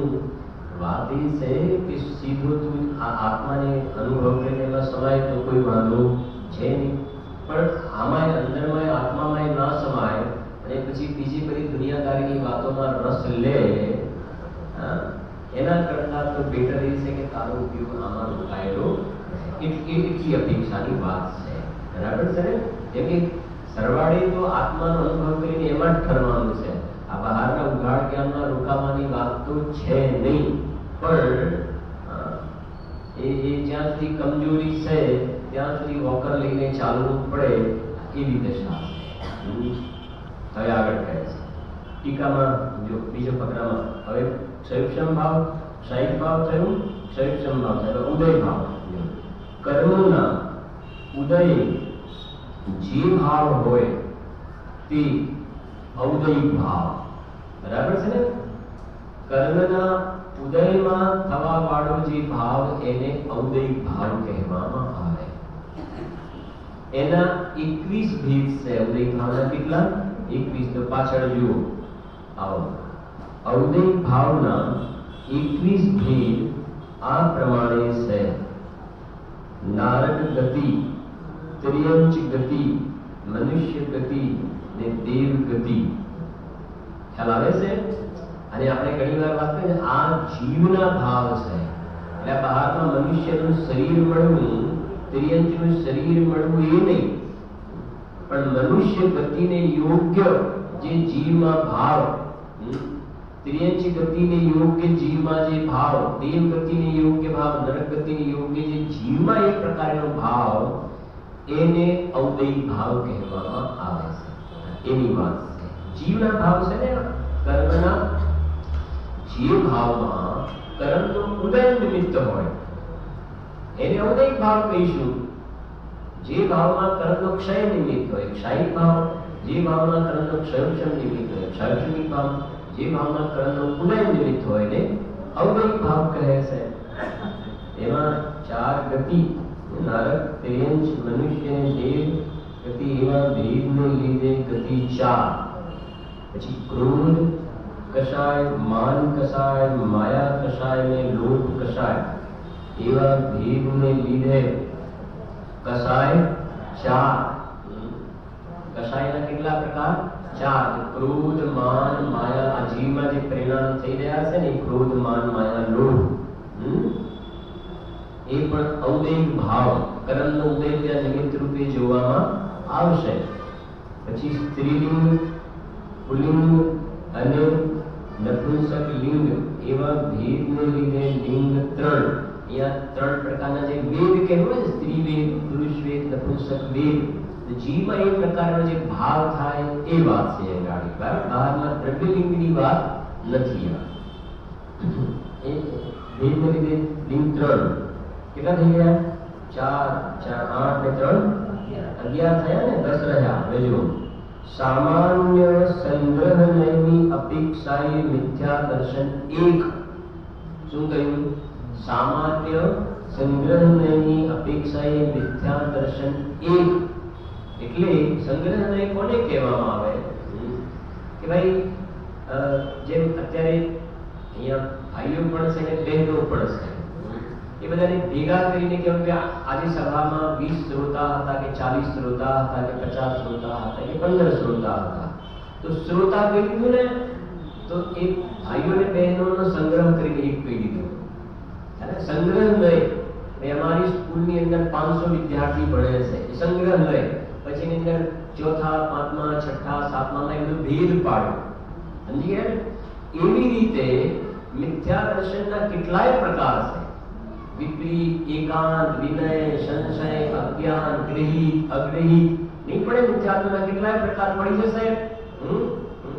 અને એ કહે છે બધા અલગ અલગ નથી કહેતા અમે ભેદ, પણ સંગ્રહ નહીંથી એક નામ શું કહી દીધું? મિથ્યાત્વ. એ ઉદય ભાવમાં કહ્યું. હવે ઉદય ભાવમાં કોને કેવા કેવા પ્રકારની માન્યતા, ઊંધી માન્યતા હોય એવા તો કેટલાય પ્રકાર, અનેક ભેદ બની જશે. એવા અનેક ક્યાં લખવા દઈશું? આ તો ઉદય ભાવના 21 ભેદ, એ તો એક સ્થૂળ કથન છે. બાકી તો જીવને જેટલા પ્રકારના અલગ પ્રકારના બધા ભાવો છે ને, એ ક્રોધ માન માયા બધું સામે, બાકી ક્રોધના કેટલા પ્રકાર થઈ ગયા ને, તો એ બધા ઉદય ભાવની અંદર જશે એમ. આ કહે છે જો સામાન્ય સંગ્રહની અપેક્ષાએ મિથ્યા દર્શન એક બાર છે, અજ્ઞાન એક. હવે આ પણ થોડું સમજો. અજ્ઞાન એક, આ જે અજ્ઞાન છે ને એ ઔદરિક ભાવનો ભેદ છે. અને પેલો ઉપર પણ 3 અજ્ઞાન આવ્યા હતા. સાયુક્ષણિક ભાવમાં 3 અજ્ઞાન, એમાં 4 જ્ઞાન અને 3 અજ્ઞાન. બરાબર? તો સાયુક્ષણિક ભાવની અંદર જે જ્ઞાન ને અજ્ઞાન બે આવે ને, એટલે સમજવાનું કે ત્યાં સમ્યક જ્ઞાન ને મિથ્યા જ્ઞાનની વાત છે. શું કહ્યું? જ્ઞાન અને અજ્ઞાન એમાં આવે ને, સમ્યક જ્ઞાન ને મિથ્યા જ્ઞાન એમ સાયુક્ષણિક ભાવના. ઔદયિક ભાવમાં જે અજ્ઞાન શબ્દ આવ્યો ને, એ સમ્યક જ્ઞાન મિથ્યા જ્ઞાન માટે નથી, ના સમ્યક જ્ઞાન માટે ના મિથ્યા જ્ઞાન માટે. તો ત્યાં અજ્ઞાન શેના માટે શબ્દ આવ્યો છે કે 12મા ગુણસ્થાન સુધી, પહેલા ગુણસ્થાનથી 12મા ગુણસ્થાન સુધી જીવ છદ્મસ્ત કહેવાય. 13મા ગુણસ્થાનમાં કેવલ જ્ઞાન પ્રગટ થયું તો સર્વજ્ઞ કહેવાય. આટલે સુધી બરાબર? 13મા પ્રગટ તો સર્વજ્ઞ, અને 12મા ગુણસ્થાન સુધી છદ્મસ્ત કહેવાય. અને પહેલાથી 12માં બધા છદ્મસ્ત, એમાં સમ્યક દૃષ્ટિ પણ આવ્યા, મિથ્યા દૃષ્ટિ પણ આવ્યા, મુનિરાજ પણ આવ્યા, શ્રેણીમાં વાળા જીવ પણ આવ્યા, બધા હવે 5મા વાળા પણ આવી ગયા. પહેલાથી 12મા સુધીના બધાને છદ્મસ્ત કહ્યા, સર્વજ્ઞ ના કહ્યા. સર્વજ્ઞ અને છદ્મસ્તમાં શું ફરક છે? એ સર્વજ્ઞ ભગવાન એમના એક સમયની જ્ઞાનની પર્યાયમાં લોકને અલોકને જાણે છે, પૂરેપૂરું જાણે છે, કશું જણાય વગરનું બાકી રહેતું. 1 થી 12 ગુણસ્થાનમાં શું થાય છે કે પૂરેપૂરું જાણવું બનતું નથી, અધૂરું જાણવું થાય છે, પૂરું નહીં, અધૂરું જાણવું. તો અધૂરું જાણવું થયું ને, તો જેટલું જાણવું થયું એ તો ક્ષયક્ષમમાં ગયું, પણ હવે જેટલું જાણવું નથી થતું, છદ્મસ્તને જેટલું જાણવાનું બાકી રહી ગયું, એ જાણવામાં આવતું નથી ને, એ જાણવામાં આવતું નથી, તો એ સંબંધનું એને અજ્ઞાન છે. એ સંબંધનું જાણવું નથી થતું, એ અજ્ઞાન. તો એનું કારણ કે જ્ઞાનાવરણ કર્મનો એવો ઉદય ચાલે છે. જ્ઞાન આવરણ નિમિત્ત રૂપે જ્ઞાનની ઉપર આવરણ પડદો નાખે, જ્ઞાનની ઉપર આવરણ કરે એવી જાતિના કર્મનો ઉદય હોય છે. એના કારણે શું થાય છે? નિમિત્તની વાત કરી મુખ્ય તારીખ તો કે છે આ બાજુ જીવને પૂરેપૂરું લોકને અલોકનું એક સમયમાં જાણવું થતું નથી. અને આવા પ્રકારનું જ્ઞાનનું આવરણ 12મા ગુણસ્થાન સુધી હોય છે, 12મા ગુણસ્થાન સુધી હોય છે. સીધો હિસાબ થઈ ગયો. એ આવરણ આ બાજુ છે, અને જીવ અહીંયા એની ઉપાદાનની યોગ્યતામાં અજ્ઞાનની જીવના ઉપાદાનના એ પ્રમાણે અજ્ઞાન છે. ઉપાદાનમાં એનામાં જીવમાં એ પ્રમાણે લોકને અલોકને જાણવાની તાકાત નથી, તો બહારમાં એ પ્રમાણે જ્ઞાનાવરણ કરવાનું ઉદય જોવામાં આવે. અને જ્યાં 13મું ગુણસ્થાન થયું, અહીંયા જીવમાં કેવળ જ્ઞાન પ્રગટ્યું, અજ્ઞાન નીકળ્યું, અને કેવળ જ્ઞાન પ્રગટ થયું, તો સામેની બાજુ જ્ઞાનાવરણ કર્મનો ક્ષય થઈ ગયો, આવરણ નીકળી ગયું. સમજાય છે? એટલે આ ખાસ તમારે ધ્યાન રાખવાનું. અહીંયા જે અજ્ઞાન શબ્દ આવ્યો છે, એ અજ્ઞાન શબ્દ સમ્યક્ત્વ મિથ્યાત્વની વાત ત્યાં નથી લગાવવાની. અહીંયા તો અધૂરું જ્ઞાન ને પૂરા જ્ઞાનની વાત છે. સમજાય છે ને? જો જ્યાં સુધી જીવને સમ્યક દર્શનની પ્રાપ્તિ થઈ નથી ને, ત્યાં સુધી એના જ્ઞાનના દોષની વાત કરીએ ને તો એક અધૂરું જ્ઞાનવાળો દોષ તો છે જ, પણ મોટો દોષ કયો છે? સમ્યક મિથ્યા.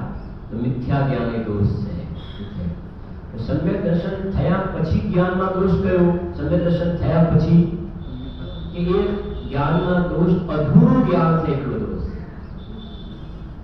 અધૂરાપણું છે એટલો દોષ છે. સમ્યક મિથ્યા વાળો જે દોષ હતો ને, મિથ્યા વાળો દોષ હતો, મિથ્યાપણું નીકળી ગયું. પણ હજુ જ્ઞાનમાં દોષ તો છે કે શું? પૂરેપૂરું નથી ને, અધૂરું જાણવું થાય છે ને, એ દોષ છે. અને એ દોષ કેવી રીતે ટળે? કે જે આત્માને જાણ્યો ને એમાં બધાય આત્માને જાણવાથી પહેલો તો મિથ્યા જ્ઞાનનો દોષ ટળ્યો. આત્માને જાણ્યું ને, પહેલી વાર આત્માને જાણ્યું, સમ્યકની પ્રાપ્તિ થઈ, તો જ્ઞાનમાં મિથ્યાવાળો દોષ હતો એ નીકળી ગયો. મિથ્યાવાળો દોષ નીકળી ગયો. પછી એ જ આત્મામાં ઠરતો ગયો, લીન થયો, તો પેલો અધૂરાપણું વાળો હતો ને એ દોષ નીકળી ગયો. સમજણ પડે છે કે નહીં? મિથ્યાવાળો દોષ તો પહેલે ધડાથી નીકળી ગયો અનુભવ થતા, પણ હજુ અધૂરું જ્ઞાન છે ને, અધૂરા જ્ઞાનનો દોષ કેવી રીતે ટળે? ઘણા શાસ્ત્રોનો અભ્યાસ કરે એટલે બધી ગાથાઓ તૈયાર કરવાથી જ્ઞાન વધારો વધારો, સમ્યક તો થઈ ગયું, પણ આનું જ્ઞાન કરો, આનું આનું આનું આનું આનું, હવે આનું પૂરું થઈ ગયું, આનું હવે આનું પૂરું થઈને આનું જ્ઞાન પડે છે, આનું છૂટી જશે તને.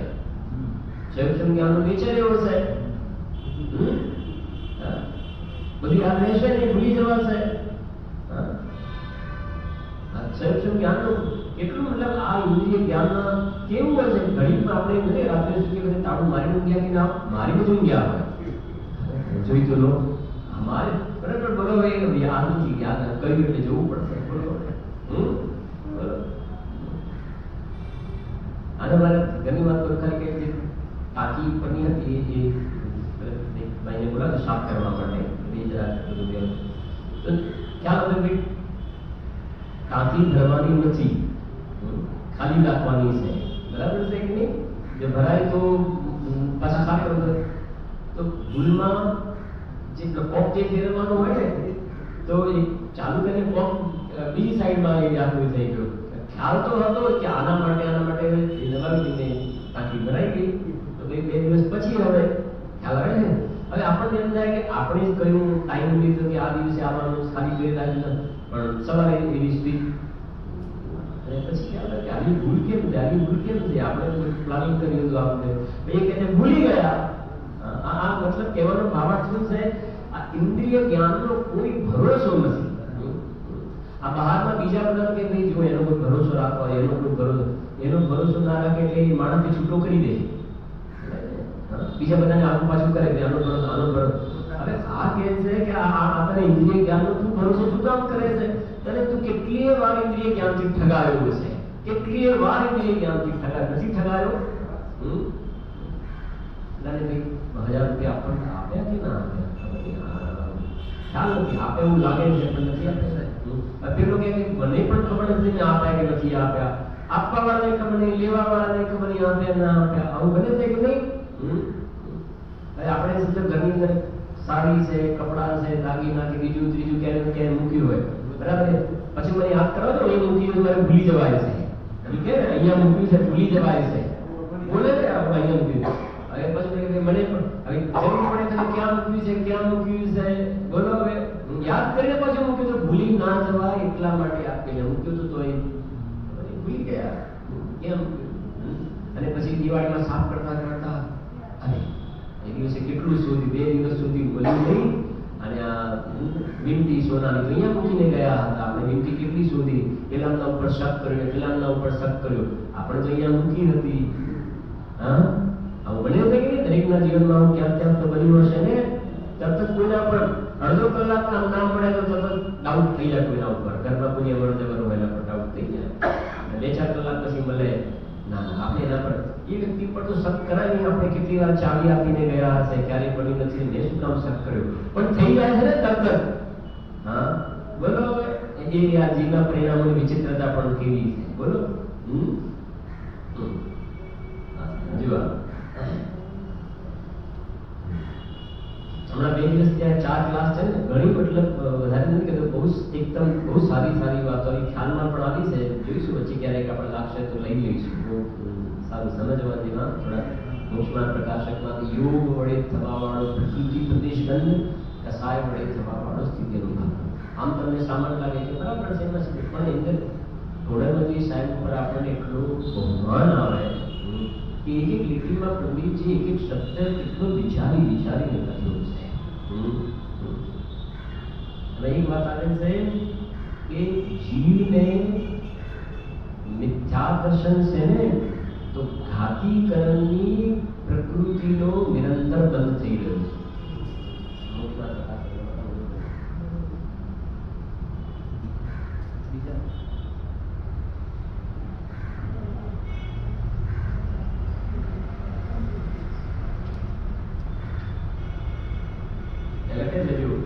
सम्यक पाम्या बिना शुभ योग हो व अशुभ योग हो, परंतु सम्यक पाम्या बिना घातिया कर्मोनी तो सर्व प्रकृतिओનો નિરંતર બંધ થયા જ કરે છે.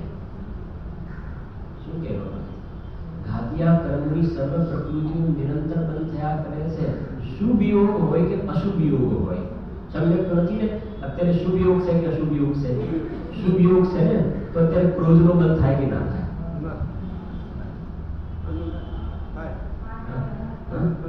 અત્યારે સાંભળવા જોડાયેલા છે ને અત્યારે આપણે તો શુભ યોગ છે, આત્માના પ્રદેશોનું કંપન યોગ તો શુભ યોગ છે. અત્યારે ક્રોધનો બંધ કેવી રીતે થાય? ક્રોધ પ્રકૃતિનો. માનનો બંધ થાય? અનંતાનુબંધીનો ક્રોધ, માન, લોભનો બંધ, ભયનો અત્યારે બંધ. આપણે બીજી લખ્યું છે, આ તો વાંચ્યું છે પણ એક વાત આપણે પહેલી વાર વાંચી છોડી પણ લખ્યું છે. અને કાલે સાંજે મેં કોમળતા એના શંકાનો પ્રશ્ન પણ વધારે આપણે સમજવા માટે કોમળતા કર્મકાંડમાં મેં જોયું. મેં કીધું કે શું પંડિતજી તો પંડિતજી હતા.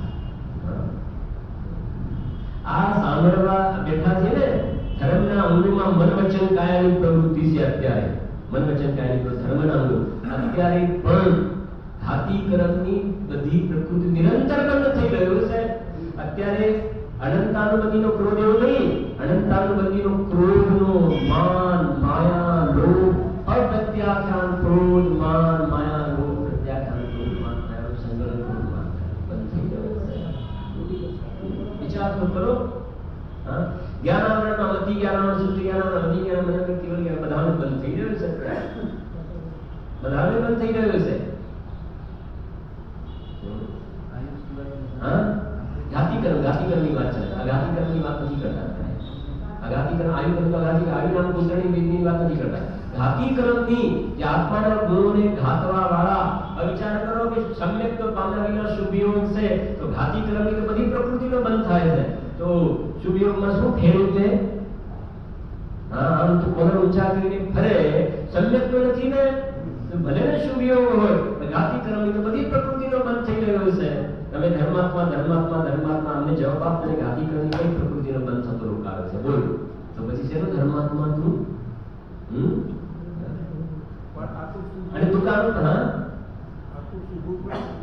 મિથ્યા કરો નાશ કરી સમ્યક દર્શન પ્રકટ થાય એ ટાઈપનો અરે ભલે ને હોય ને સમ્યક તો પ્રાપ્ત કરવા માટે આ શુભ ઉપયોગ છે. શુભ મન વચન કાયના અમે આમાં એટલા માટે ધર્મ પ્રાપ્ત કરવા માટે જોડીએ છીએ, પણ ધર્મ પ્રગટ્યો નથી ને. અરે તું તો કલાક બે કલાક સાંભળે છે, કલાક બે કલાક સાંભળે છે, બાકી તો પાપમાં જીવ રોકાયેલો રહે છે. દ્રવ્યલિંગને ધારણ કર્યું અનંતવાર, એ વખતે તો આમાંનું તો આના કરતા કેવું કર્યું હતું? દ્રવ્યલિંગ ધારણ કર્યું વખતે ઘરબાર છોડીને, રાજપાટ છોડીને, હજારો રાણીઓ છોડીને જંગલમાં રહ્યો. હા બોલો. एक बार दिन में ले हाथ खड़े अलग बीज पान में कचलोच करत स्वाध्याय करे, बोलो बारिश परीक्षा ने सहन करे. આ પ્રકારના શુભ યોગ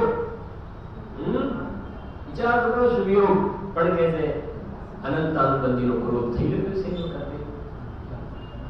દ્રવ્યનું ધારણ કરીને સામાયિકમાં બેઠો છે. હવે આ ગળે આમ જલ્દી હા થારું થોડું અઘરું લાગે એ વખતે પણ લખી છે ઘાતી કરવાની બધી પ્રકૃતિનો બંધ થઈ ગયો છે.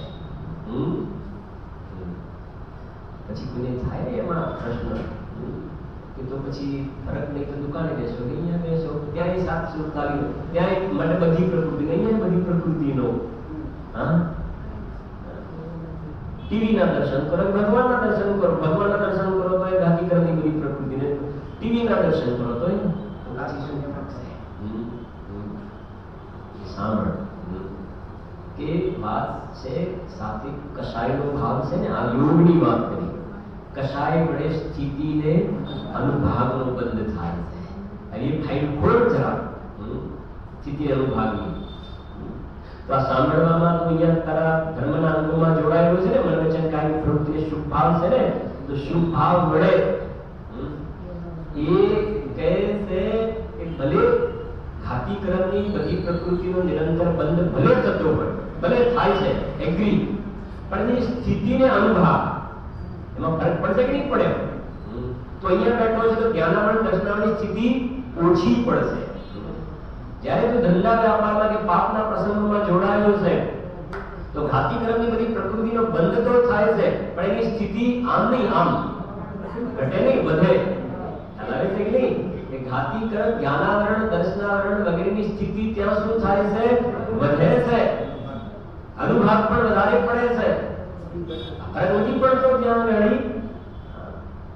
એટલે ફરક આ બધું બેલેન્સ વાળી વાત ઉપદેશ ઊંચે ચડવા માટે સમ્યક પામ્યા વિના એમ કહીને તને ઉપર ઉઠાવવું છે કે ભાઈ કોઈ ફરક નથી પડતો સુતાની પ્રકૃતિનો બંધ થઈ રહ્યો છે તો કહે છે કે તો શું કરવું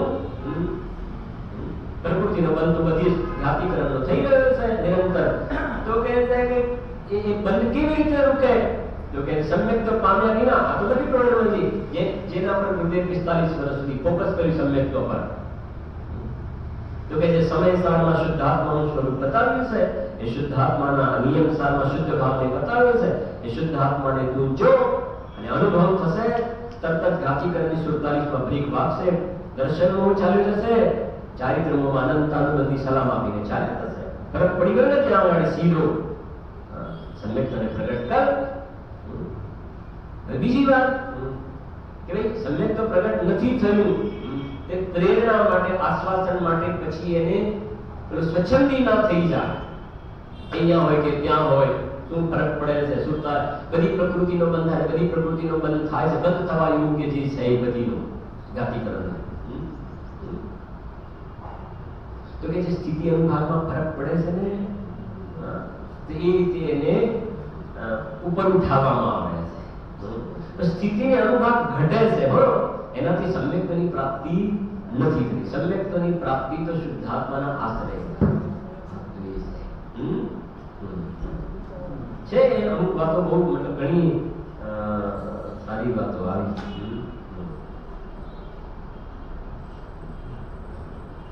એટલા માટે મેં છોકરાઓને કહ્યું પણ કરું જો આવી બધી વાતો બાળકોની શિબિરમાં તો મુકાય નહીં છોકરાઓનું જીવન ઓગસ્ટ મહિનાની શિબિર એક પ્રકારથી સમાજનું બધું કામ ગેધરિંગ જેવું હોય 4 આવે ને 4 એક 2 દિવસ આવે ને 2 દિવસ ગયા હા એવું બધું હોય ને એક દિવસ આ ઉદ્ઘાટન હોય બીજું ત્રીજી જાહેરાતો હોય એટલે એની અંદર પણ આવા વિષયો જલ્દીથી મૂકવામાં થોડી તકલીફ પડે એટલે આ મેં કીધું યંગસ્ટર બધા સામાન્ય રીતે બધા બુદ્ધિશાળી છોકરાઓ હોય તો તમે આ વાતને જરા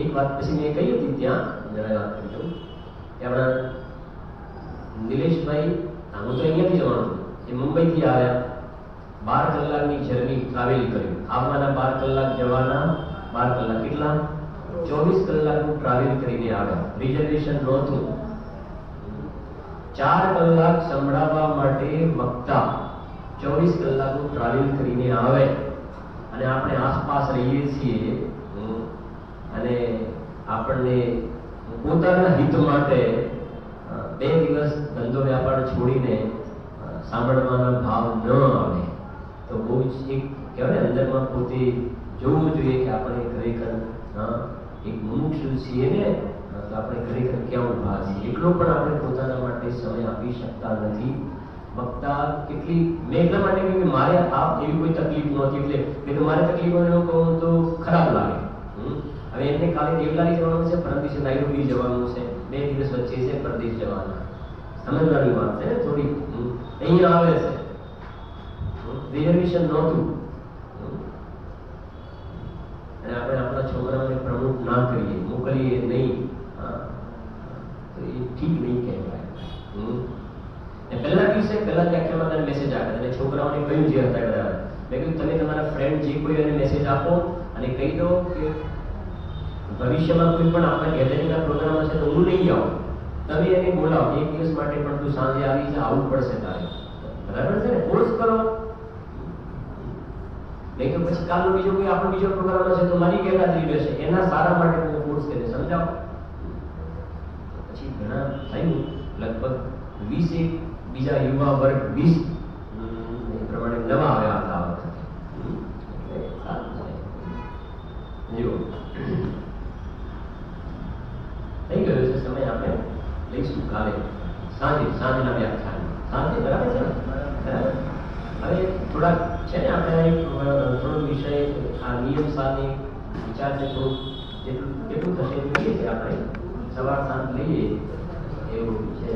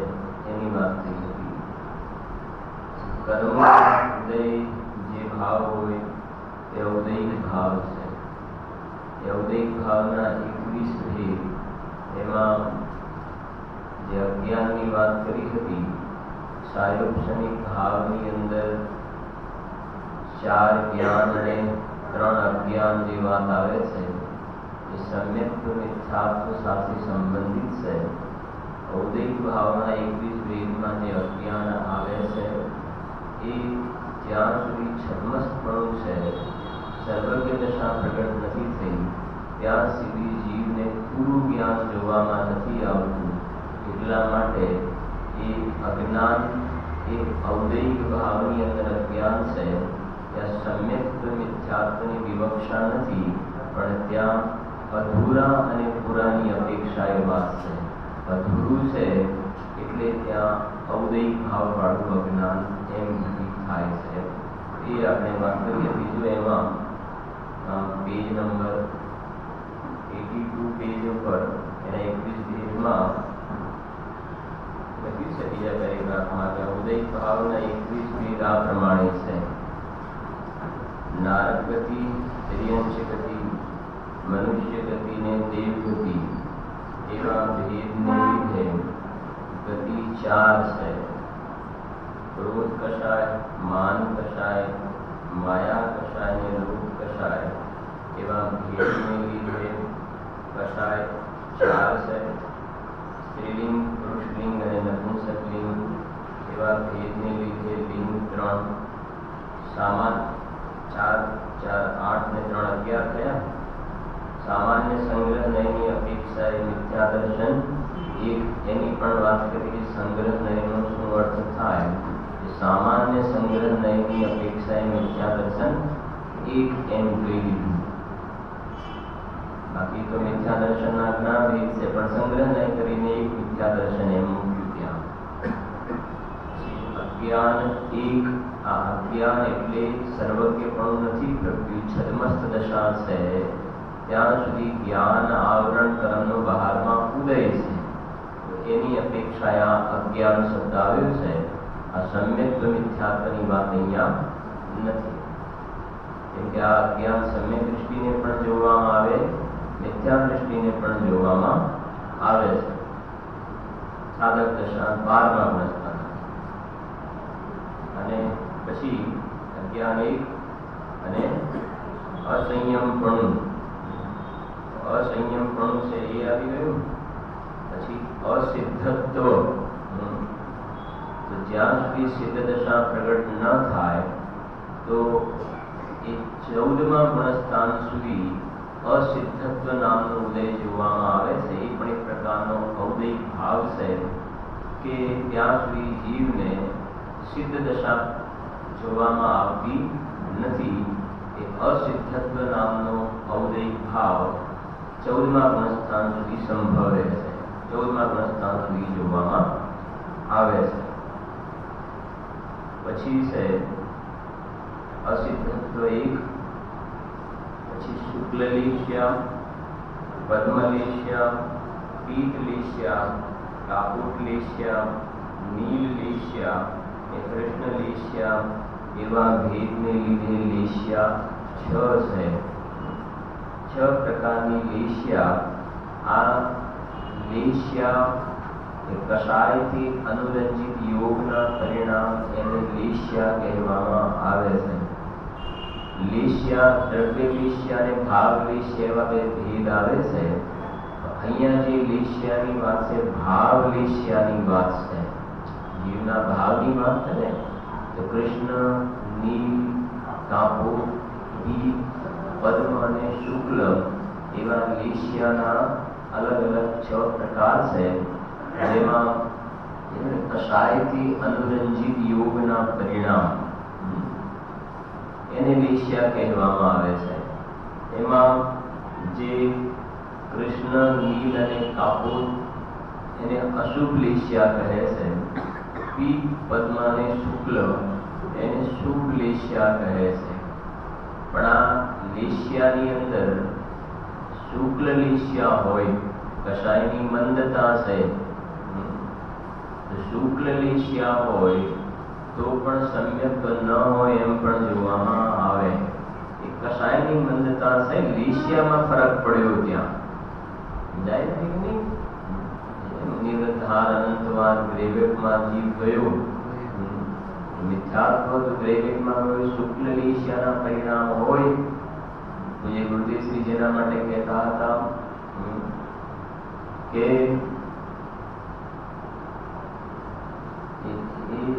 કોઈ જીવ ઉપસર્ગ કરે તો આ શરીરની ચામડી ઉતરડી નાખે અને એમાં મીઠાનો ખાર છાંટે તો પણ આંખનો ખૂણો પણ લાલ ન થાય.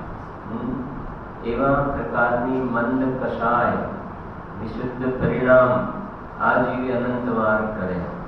એ તો કે લેશિયામાં ફરક પડ્યો નથી. અનંતાનુબંધી ના કહીને, અનંતાનુબંધી ક્રોધ, અનંતાનુબંધી અપ્રત્યાખ્યાન પ્રત્યાખ્યાન સંજ્વલન જે છે, અનંતાનુબંધી જાય તો ધર્મની શરૂઆત થાય છે. એ તો લેશિયામાં ફરક પડ્યો એનાથી જશે. ગ્રેવેકમાં જાય, નવમી ગ્રેવેક સુધી જાય અને અનંતવાર જીવ ગયો પણ ખરો પંચ પરાવર્તનમાં. અનંતવાર ગયું જીવ, એક બે વાર થોડી વાર ગયો છે. અને કૃષ્ણ લેશિયાના પરિણામ, કૃષ્ણ એકદમ નીચલા પ્રકારની લેશિયા. અને જેને તમારે બધાને ખ્યાલ પણ છે કે જે પ્રાચીન મંદિરોની અંદર એ ચિત્ર બતાવવામાં આવે છે. એક આમ કેરીનું વૃક્ષ હોય, આંબો હોય. હવે 6 વ્યક્તિ છે, 6ને એક કેરીની જરૂર છે, પણ એકની અંદરમાં એવા પરિણામ છે, જોઈએ છે એક કેરી અને આખું ઝાડ ફાડી નાખે છે. એક કેરી જોઈએ પણ આખું ઝાડ. એક જે છે એક આખું ડાળું એમાંથી અલગથી નીકળે છે, એને આખું તોડે છે. એક જે છે એમાંથી ઝુમખું જે છે અલગથી નીકળ્યું છે, એ આખું તો એ લે છે. એક વળી ઝુમખાની આગળ પછી બીજી 3-4 કેરી છે એ લે છે. એક એમાંથી એક જ કેરી લે છે અને એક છે નીચે પડેલી કેરી લઈ લે છે. એક જ કેરી લે છે. એ તારતમ્યતા. તારતમ્યતા એટલે ખ્યાલ આવે છે ને. હિનાદિકતા આ લેશિયાની અંદર આવી રીતે સમજાવવામાં આવે છે.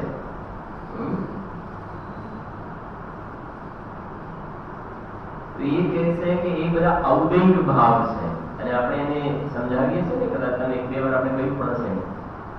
એક સાડી જોઈએ છે, 10 દુકાને ફરે, એક જ જોઈએ છે. આખો દિવસ માંથી કરે, કેટલી કશાય લેશિયા. 4 જગ્યાએ ફરીને લઈએ એટલે શું બજારમાં ચાલે છે, કેવી ફેશન ચાલે છે, કેવી ડિઝાઇન ચાલે છે, ખબર પડે. એમને લેવામાં શું શાસ્ત્ર ગમે ત્યારે ગમે તે વાંચી લે તો ચાલે. સાડીમાં એવું થોડું ચાલે. 4 જગ્યાએ તપાસ કરીને લેવું પડે ને. એક એવા પરિણામ છે. એક જે છે કે 10 દુકાને નહીં પણ ભાઈ 2 દુકાન ગયા ને લઈ લીધી.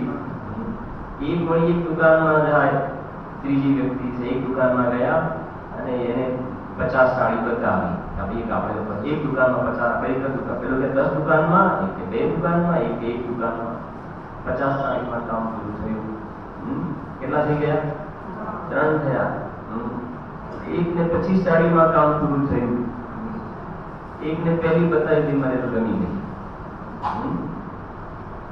વસ્ત્ર જોઈએ ને, બીજું શું જોઈએ? 5 થઈ ગયા ને. એક એમ કે તમે જાઓ ને, જેવી ગમે એવી લેતા આવજો મારા માટે. તમને જેવી ગમે એવી તમને મારા તમે લેતા આવજો મારા માટે. સ્વાધ્યાયનો ટાઈમ બગાડીને કોણ છે? તમે લેતા આવજો ને. ખ્યાલ આવી ને? સમજણ પડે છે ને? એટલે કેરી વાળું તેમ લાગે કે શાસ્ત્રની વાતો છે. એ તો બરાબર, પણ આ પ્રેક્ટિકલ લાઈફની અંદર એક શાક લેવા માટે 6 લારી ફરીએ આપણે, લાગે છે કે નહીં? ગમી તો ગયું છે પહેલી લારીમાં શાક, 4 લારીમાં ફરવું તો પડે ને. એમને થોડું શાક લઈએ છે, પૈસા આપીને લઈએ છીએ. આ બધાની અંદર એક પ્રેક્ટિકલ લાઈફની અંદર જીવને આ બહારના 5 વિષયોની કેટલી દૃઢતા છે, કેટલી લોલુપતા છે. અને જીવ એની પરિણામનો ગ્રાફ તો કર્મનો તો બંધાતો જાય છે સામે.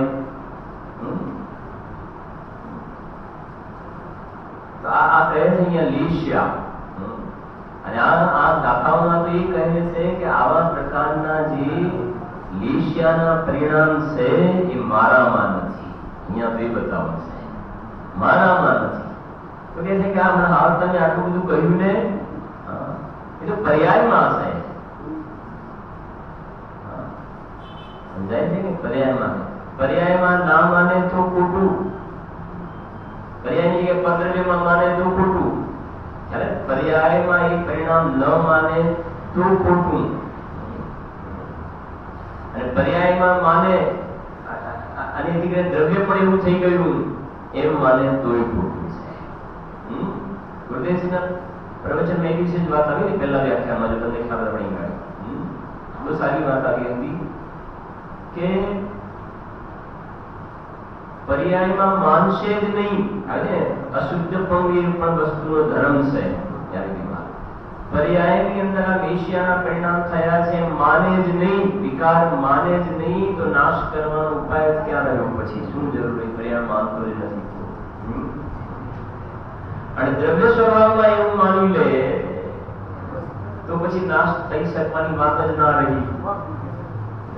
દ્રવ્ય સ્વભાવને એમ માને પછી નાશ થવાનો પ્રસંગ ક્યાં રહ્યો? અને પર્યાયમાં માનતો જ નથી તો પછી નાશ કરવાનું ધ્યાન નહીં કરે. એટલે પર્યાયમાં એ જેમ છે એમ જાણે, પણ પર્યાયમાં છે એથી કરીને દ્રવ્ય મલિન થઈ ગયું છે, દ્રવ્ય અશુદ્ધ થયું છે, એટલે મૂળ દ્રવ્ય તો અશુદ્ધ થતું નથી. એમ આવે ને, પરદ્રવ્યના નિમિત્તથી પર્યાયની અંદર મલિનતા થાય છે, એ વાત આવી જો ખ્યાલ હોય. એટલે અહીંયા જે વાત કરે છે આ શુદ્ધ ભાવ અધિકાર છે. શુદ્ધ ભાવ અધિકાર કે શુદ્ધ આત્મામાં શુદ્ધ જીવાસ્તિકાએ જે કારણ પરમાત્મા જે ઉપાધિ સ્વરૂપ તત્વ છે